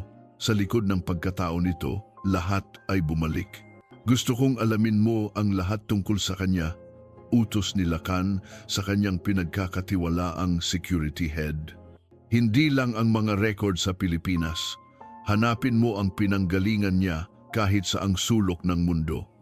At alamin mo kung sino ang mga taong konektado sa kanya. Ang pag-iisa ay nagbigay kay Dalisay ng isang pakiramdam ng pagkabalisa. Nagsimula siyang magkamali. Isang araw, sa kanyang pagmamadali, naiwan niya ang kanyang burner phone sa kanyang opisina. Nakita ito ng isang janitor at ibinigay sa lost and found na kalaunan ay napunta sa security office ang parehong opisina na nag-iimbestiga sa kanya. Ang isang maliit na pagkakamali ay sapat na. Nang makuha ng mga tauhan ni Lakan ang telepono, agad nila itong sinuri. Karamihan sa mga tawag ay sa isang numero lamang, isang hindi rehistradong numero, ngunit nang itrace nila ang lokasyon ng signal nito, ang resulta ay nagbigay ng pangingilabot kay Lacan. Ang signal ay nagmumula sa Baryo Kanlungan, ang maliit, liblib na bayan kung saan nangyari ang aksidente ni Dalisay halos 1 taon na ang nakalipas. Ang lahat ng piraso ay biglang nagkabit-kabit sa isipan ni Lacan, ang pamilyar na pakiramdam, ang pangalan ng brand na muling pagsilang, ang determinasyon sa mga mata ni Mahalina, ang koneksyon sa Baryo Kanlungan. Dalisay, hindi maaari. Ngunit habang paulit-ulit niyang iniisip, mas lalo siyang nakukumbinsi. Buhay siya. At ang babaeng halos maakit siya ay ang parehong babaeng tinangka niyang patayin. Habang nangyayari ang lahat ng ito, sa isang madilim na motel sa Maynila, naramdaman ni Sinag na may sumusunod sa kanya, ang mga anino mula sa kaso ni Mang Tonyo. Ang mga tauhan ng Veridian Dynamics, nalaman nilang nasa syudad siya, nalaman nilang may koneksyon siya sa Maningning Holdings. Nasa panganib hindi lang si Dalisay, kundi pati na rin siya. Sinubukan niyang tawagan ulit si Dalisay, ngunit hindi na ito sumasagot. Alam niyang may nangyari na. Sa kanyang apartment, walang kamalay-malay si Dalisay. Naghahanda siya para sa board meeting kinabukasan kung saan plano niyang ilatag ang lahat ng ebidensya laban kay Lacan. Biglang tumunog ang kanyang email. Isang mensahe mula sa isang hindi kilalang sender. Walang subject, walang laman. Tanging isang attachment. Nanginginig niyang binuksan ito. Isang larawan, ang larawan ng kubo ni Sinag sa Baryo Kanlungan, ang kanyang naging kanlungan, ang kanyang naging tahanan, isang banta. Alam na nila. Kasabay noon, tumunog ang kanyang telepono. Si Lacan. Sinagot niya ito. Hello? I think you and I have a lot to talk about. Sabi ni Lacan sa kabilang linya. Ang boses nito ay hindi na ang boses ng isang lalaking nalilito. Ito ay malamig, mapanganib at puno ng pagkamuhi. Dalisay, ang pagbanggit sa kanyang tunay na pangalan ay parang isang bombang sumabog sa kanyang tainga. Binitawan niya ang telepono. Ang kanyang dugo ay tila nagyelo. Pigo, nahuli na siya. Umatras siya, napasandal sa pader. Ang kanyang isipan ay blanko. Anong gagawin niya? Kailangan niyang tawagan si Sinag. Kailangan niya ng tulong. Ngunit bago pa man niya makuha ang kanyang telepono, isang malakas na kalabog ang yumanig sa kanyang pinto. Boom! Ang pinto ay bumukas ng sapilitan. Pumasok ang 2 lalaking nakaitim. Ang kanilang mga mukha ay walang emosyon. Ang isa ay may hawak na baril na may silencer. Sa kabilang bahagi ng syudad, sa parehong sandali, sinisipa ni Sinag ang pinto ng kanyang motel room para makalabas. Nasa labas na ang mga tauhan ng Veridian Dynamics, nag-aabang, napapaligiran na siya. Napatili si Dalisay at umatras. Kinuha ang pinakamalapit na bagay na mahahawakan niya, isang mabigat na florera. Ngunit alam niyang wala itong laban. Ang plano ay gumuho. Ang kanyang paghihiganti ay naging isang bitag.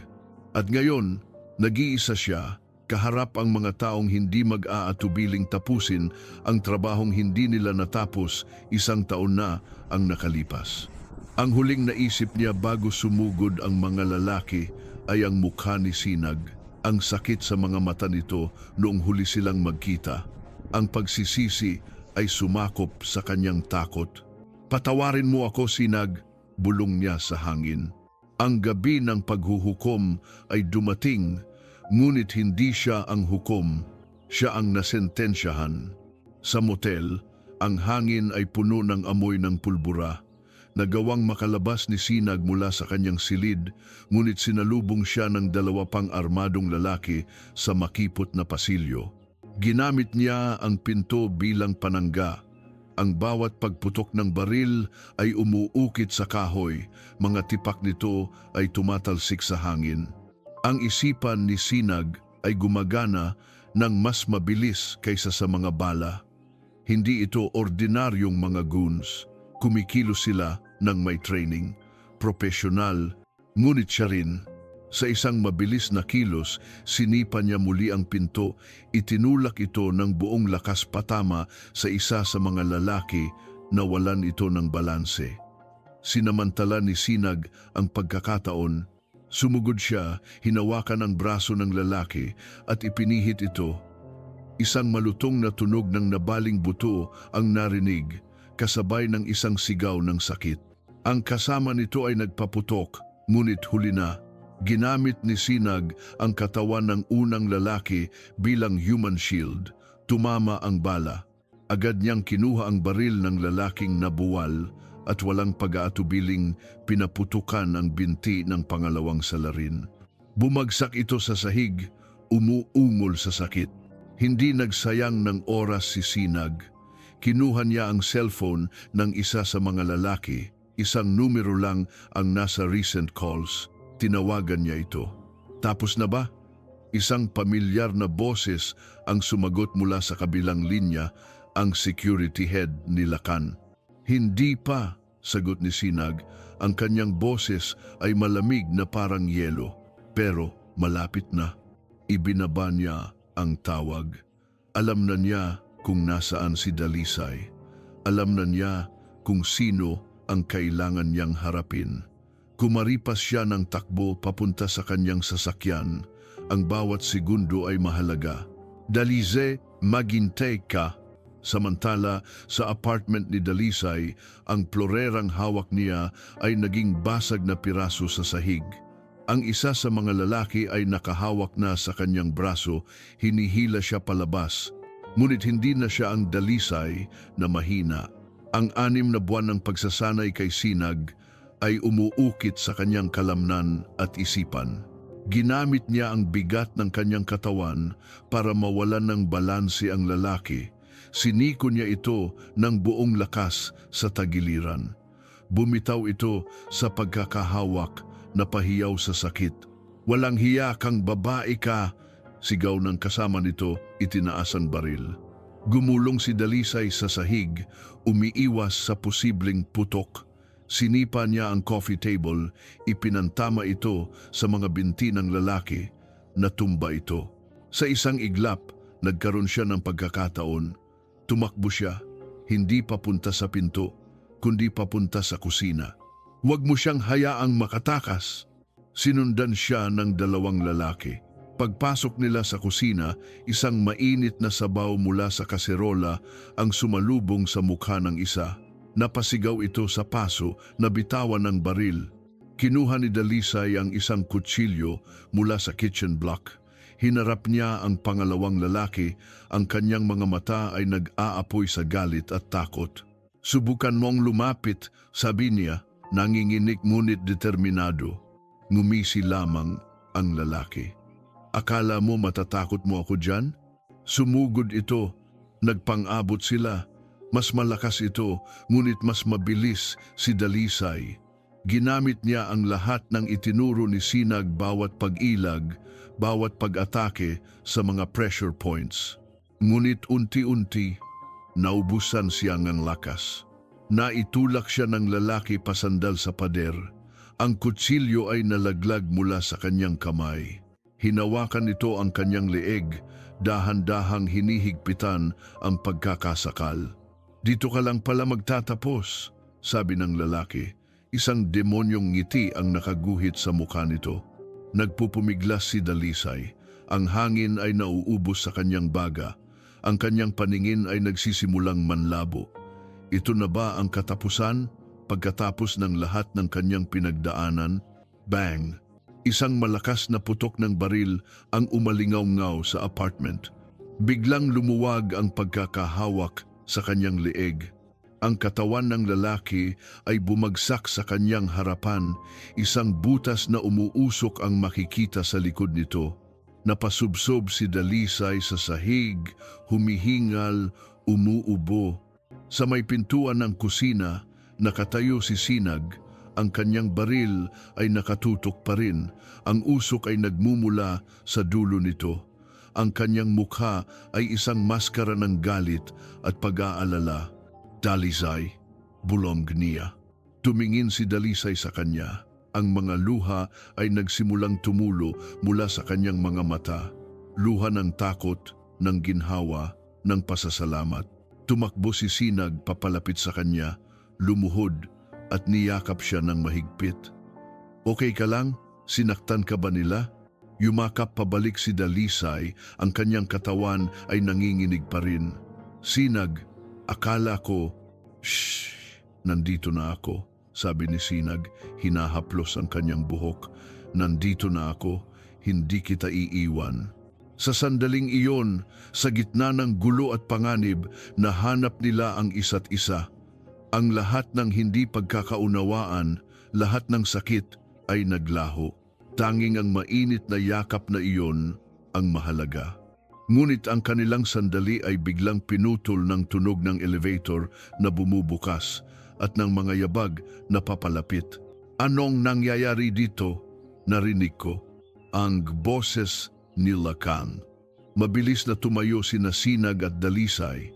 Nagkatinginan sila. Ito na. Pumasok si Lakan sa apartment, kasunod niya si Amihan na halatang nag-aalala. Ang kanilang mga mata ay nanlaki sa gulat sa eksenang kanilang nadatnan. Dalawang lalaking nakahandusay sa sahig, mga basag na gamit, at si Dalisay, buhay, nakatayo sa tabi ng isang lalaking hindi nila kilala. Ang maskara ay tuluyan ng nalaglag. Dalisay, halos pabulong na sabi ni Lakan, hindi makapaniwala sa kanyang nakikita.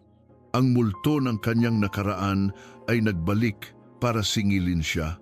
Si Amihan ay napahawak sa kanyang bibig, ang kanyang mukha ay namutla na parang isang papel. Ang kanyang pinakamasamang bangungot ay nagkatotoo. Buhay ka, ulit ni Lakan.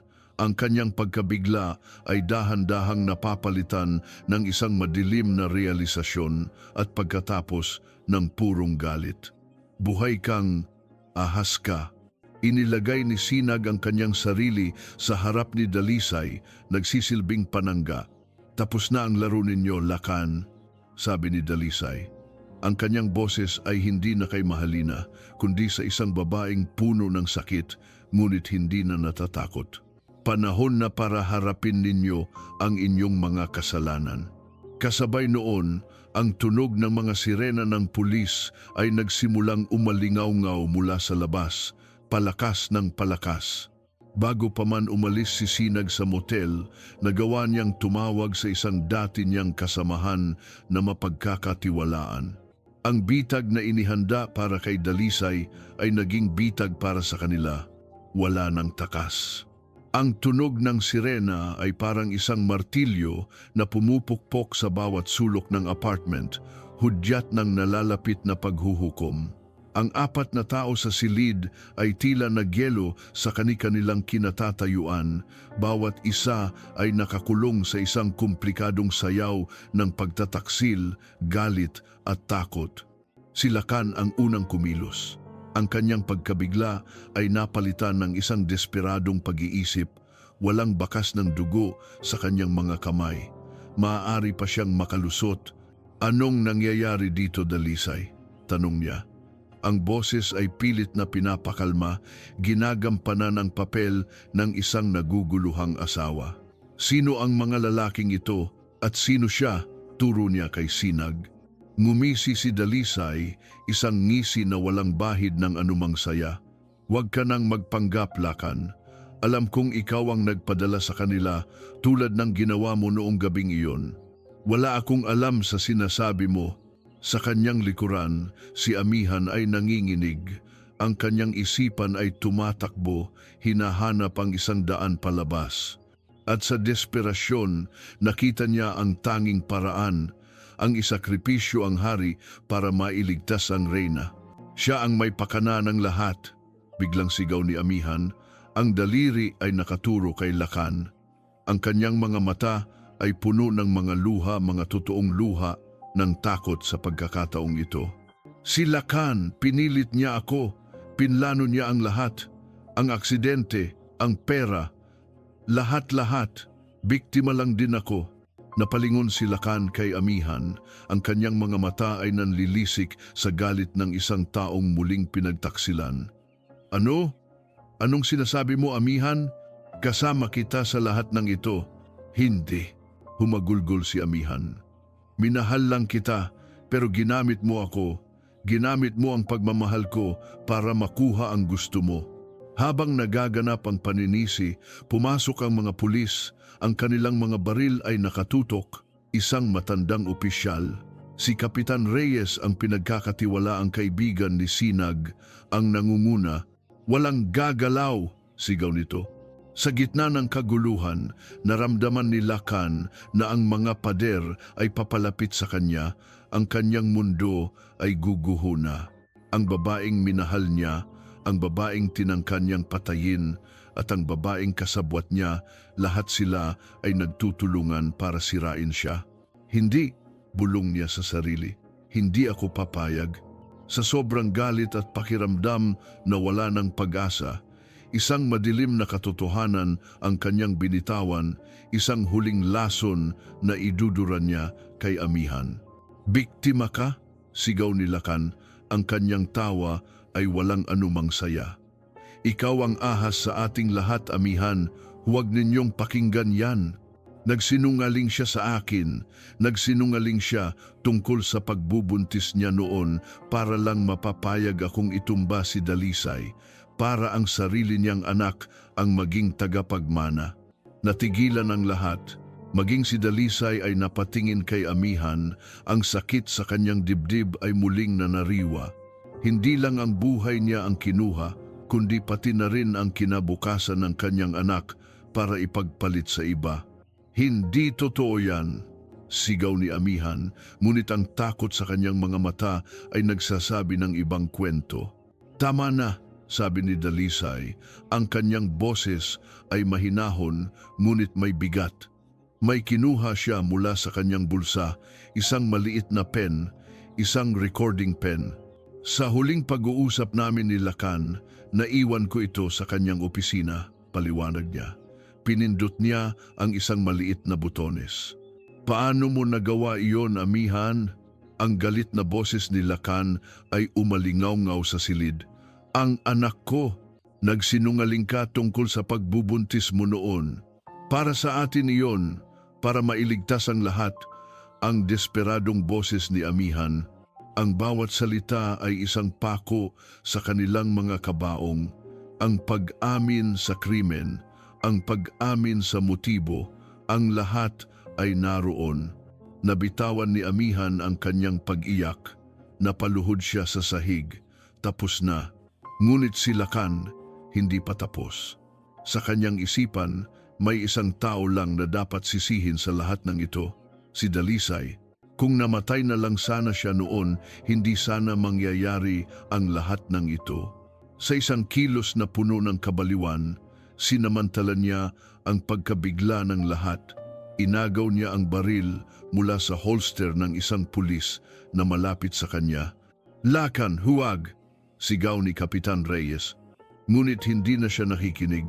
Itinutok niya ang baril, hindi kay Amihan, hindi kay Sinag, kundi diretso kay Dalisay. Kung hindi ka magiging akin, walang magkakaroon sa'yo. Sigaw niya. Ang kanyang mga daliri ay humihigpit sa gatilyo. Ang lahat ay nangyari ng napakabilis. Nakita ni Sinag ang intensyon sa mga mata ni Lacan. Walang pag-aalinlangan, walang pag-iisip. Isang bagay lang ang nasa isip niya, protektahan si Dalisay. Itinula niya si Dalisay papalayo. Pang! Isang putok ng baril ang bumasag sa tensyon. Napapikit si Dalisay. Ngunit ang sakit na inaasahan niya ay hindi dumating. Pagmulat niya ng kanyang mga mata, nakita niya si Sinag nakatayo sa kanyang harapan, ang isang braso ay nakayakap pa rin sa kanya. At sa balikat nito, isang mantsa ng dugo ang unti-unting lumalaki. Bumagsak si Sinag sa kanyang mga braso. "Sinag!" sigaw ni Dalisay. Ang kanyang boses ay puno ng takot. Kasabay noon, dinambana ng mga pulis si Lakan, inagaw ang baril at pinusasan siya. Sumisigaw ito na parang isang baliw, paulit-ulit na binabanggit ang pangalan ni Dalisay. Ngunit ang atensyon ni Dalisay ay nasa iisang tao lamang. "Sinag, gumising ka," sabi niya, tinatapik ang pisngi nito. Ang kanyang mga luha ay tumutulo sa mukha nito. "Huwag mo akong iwan, please, huwag mo akong iwan." Dahan-dahang iminulat ni Sinag ang kanyang mga mata. Isang pilit na ngiti ang sumilay sa kanyang mga labi. "Sabi ko naman sa iyo," mahinang bulong niya, "hindi kita pababayaan." At pagkatapos, ipinikit niyang muli ang kanyang mga mata. Ang puting pasilyo ng ospital ay naging pamilyar na lugar para kay Dalisay. Ngunit sa pagkakataong ito, hindi sakit at pagtataksil ang dala nito, kundi isang nanginginig na pag-asa. Ilang oras siyang nakaupo sa labas ng operating room. Ang kanyang mga kamay ay magkapatong, ang kanyang isipan ay paulit-ulit na binabalikan ang mga huling salita ni Sinag. Ang kanyang damit ay may mga mantsa pa rin ng dugo nito. Sa wakas, bumukas ang pinto at lumabas ang isang siruhano. "Kamaganag po ba kayo, pasyente?" "Kaibigan po," mabilis na sagot ni Dalisay, tumatayo. "Dok, kamusta po siya?" "Swerte ang kaibigan ninyo," sabi ng doktor, tinatanggal ang kanyang surgical mask. "Tumama ang bala sa balikat pero walang tinamaang vital organs. Malinis naming naalis ang bala, kailangan lang niya ng pahinga, magigising din siya mamaya." Isang buntong hininga ng ginhawa ang pinakawalan ni Dalisay, isang bigat na tila tinanggal mula sa kanyang dibdib. Napahawak siya sa pader para suportahan ang sarili, ang kanyang mga binti ay biglang nanghina. Salamat sa Diyos. Ang mga sumunod na araw, hindi siya umalis sa tabi ni Sinag. Binantayan niya ito habang natutulog, pinunasan ang kanyang noo at kinausap kahit hindi ito sumasagot. Dito, sa katahimikan ng silid ng ospital, nahanap niya ang kalinawan. Ang kanyang paghihiganti ay tapos na, ngunit ang paghihiganting iyon ay halos ikamatay ng taong nagligtas sa kanya, ang taong nagbigay sa kanya ng pangalawang pagkakataon. Napagtanto niya na ang tunay na tagumpay ay hindi ang makitang nagdurusa sina Lakan at Amihan, kundi ang muling mabuhay at magmahal. Isang hapon, habang hawak niya ang kamay ni Sinag, naramdaman niyang gumalaw ang mga daliri nito. Dahan-dahan itong nagmulat ng mata. "Dalisay," mahinang sabi nito. "Sinag," sabi ni Dalisay. Ang mga luha ng saya ay tumutulo sa kanyang mga pisngi. "Gising ka na. Ligtas ka ba?" Iyon ang unang tanong nito. Tumango si Dalisay, hinigpitan ang hawak sa kamay nito. "Oo, ligtas ako dahil sa iyo." Nagkatinginan sila at sa mga matang iyon, walang nakailangang sabihin. Ang lahat ng pasasalamat, lahat ng pag-aalala, lahat ng pagmamahal na hindi nila masabi sa salita ay naroon. "Salamat," bulong ni Dalisay. "Salamat sa lahat. In Masadi." "Palagi," sagot ni Sinag. Isang maliit na ngiti ang sumilay sa kanyang mga labi bago siya muling nakatulog. Samantala, ang kwento ni Dalisay Magdiwang, ang babaeng bumangon mula sa mga patay para sa hustisya, ay naging laman ng lahat ng balita. Ang pag-aresto kay Lakan Silang at Amihan Sandoval para sa mga kasong attempted murder, conspiracy at large-scale fraud ay yumanig sa mundo ng negosyo.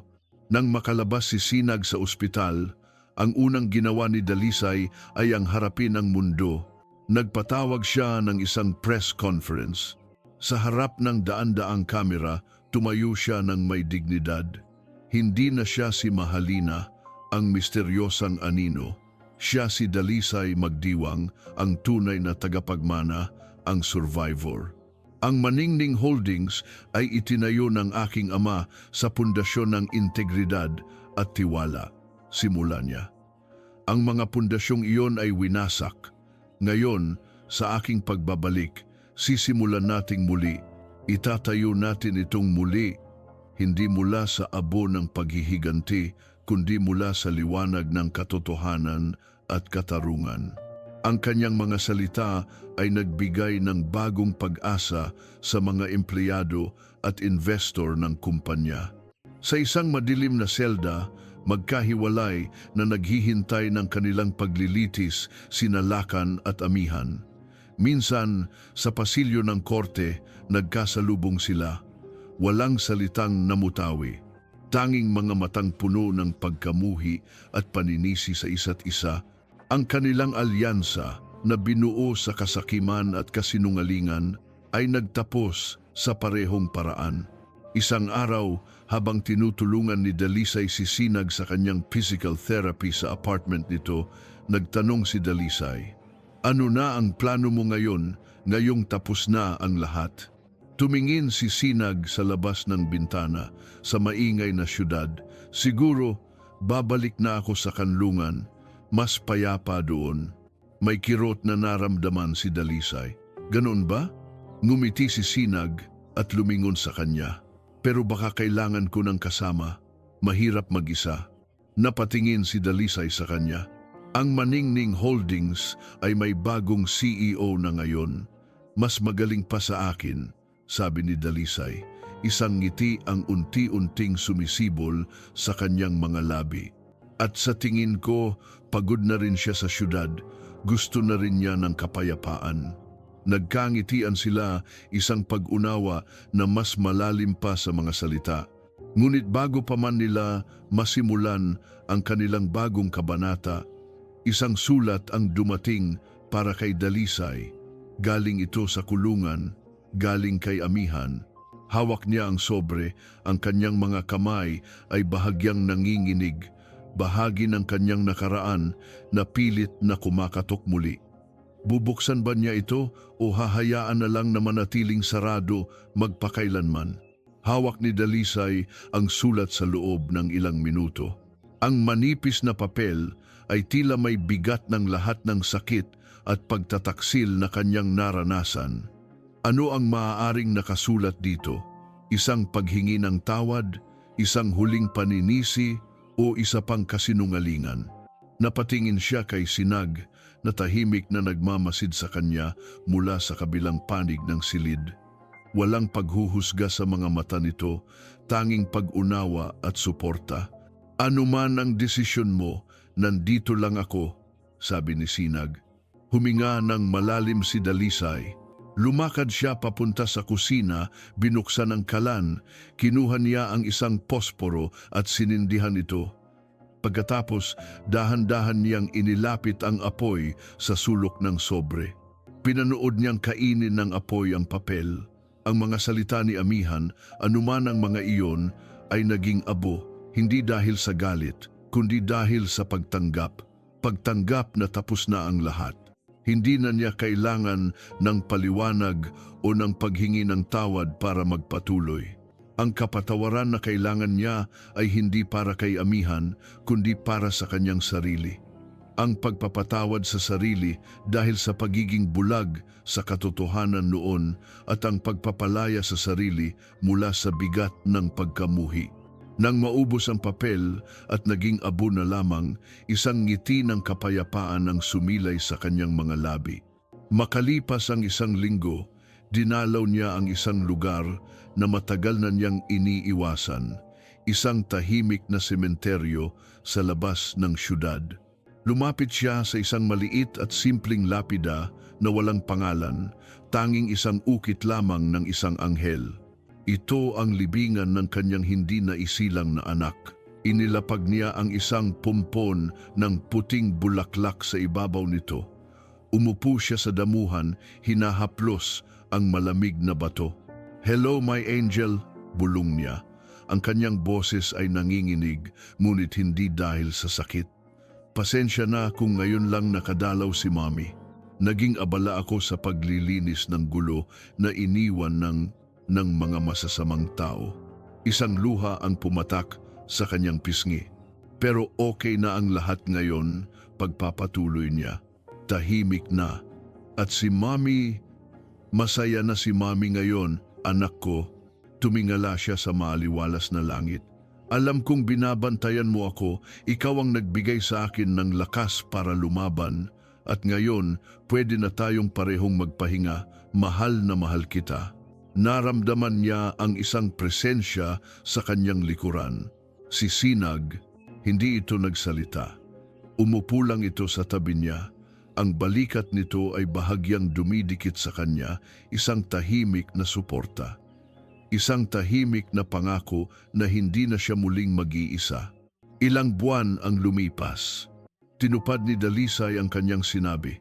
Ipinasa niya ang pamumuno ng Maningning Holdings sa isang bagong team, mga taong mapagkakatiwalaan at may integridad.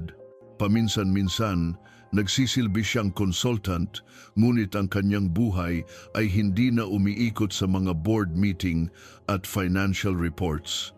Ang kanyang mundo ngayon ay ang baryo Kanungan. Ang dating kubo ni Sinag ay naging kanilang tahanan.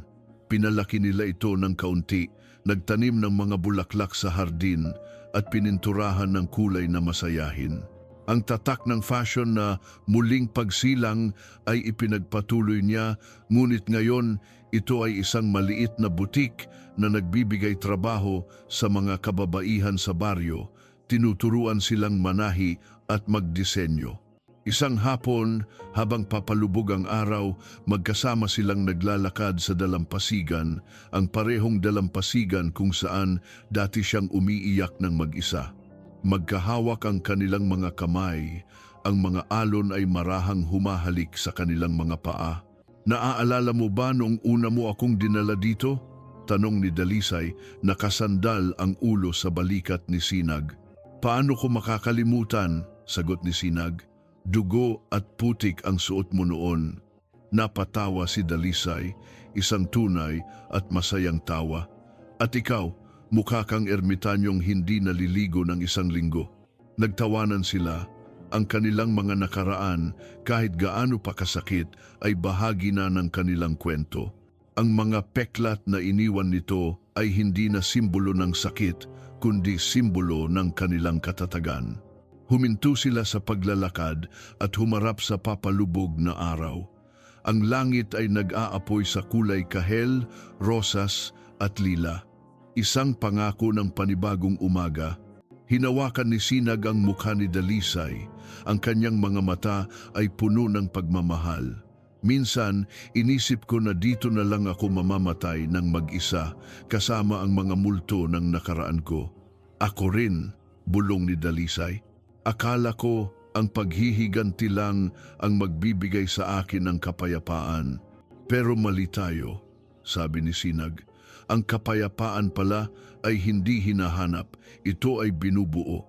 Dahan-dahan niyang inilapit ang kanyang mukha at hinalikan si Dalisay. Isang halik na hindi nag-aapura, isang halik na puno ng pangako, paghilom at pagmamahal na muling nabuo. Nang maghiwalay ang kanilang mga labi, niyakap ni Sinag si Dalisay mula sa likuran, ang mga braso niya ay nakapalibot sa kanyang tiyan. Ang parehong tiyan na minsan ay naging simbolo ng kanyang pinakamalaking kawalan. Handa ka na ba para sa ating bagong simula? Bulong ni Sinag sa kanyang tainga. Ipinatong ni Dalisay ang kanyang mga kamay sa ibabaw ng mga kamay ni Sinag. Tumingin siya sa malawak na karagatan, sa walang katapusang abot tanaw. Hindi na siya natatakot, hindi na siya nag-iisa. Tumango siya, isang ngiti ng purong kaligayahan ang nakaguhit sa kanyang mga labi. Handang-handa na, Izela, sa Jitness. At dito po nagtatapos ang kwento ni Dalisay at Sinag. Isang kwentong nagpapatunay na kahit sa pinakamadilim na gabi ng ating buhay, palaging may sisikat na liwanag sa umaga. Ang aral ng kwento ay simple lamang, ang tunay na paghilom, ay hindi matatagpuan sa paghihiganti, kundi sa pagpapatawad sa iba at higit sa lahat, pagpapatawad sa ating sarili. At ang tunay na pag-ibig ay hindi dumarating para wasakin tayo, kundi para buuin tayong muli. Marami pong salamat sa inyong walang sawang pagsubaybay sa isa na namang paglalakbay ng puso. Sana po ay may napulot kayong aral at inspirasyon sa kwentong ito.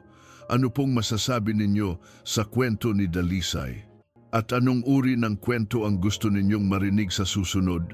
Huwag po kayong mahiyang mag-iwan ng inyong mga komento sa ibaba. Maraming salamat po sa inyong walang sawang pagsubaybay. Kung nagustuhan ninyo ang kwentong ito, huwag po kayong mag-atubiling i-like, i-share ito sa inyong mga kaibigan at pamilya. At syempre, pindutin na rin po ang subscribe button para lagi kayong updated sa mga susunod pa nating kwento. I-click nyo na rin po ang notification bell para kayo ang laging unang makarinig sa aming mga bagong upload. Hanggang sa muli, paalam.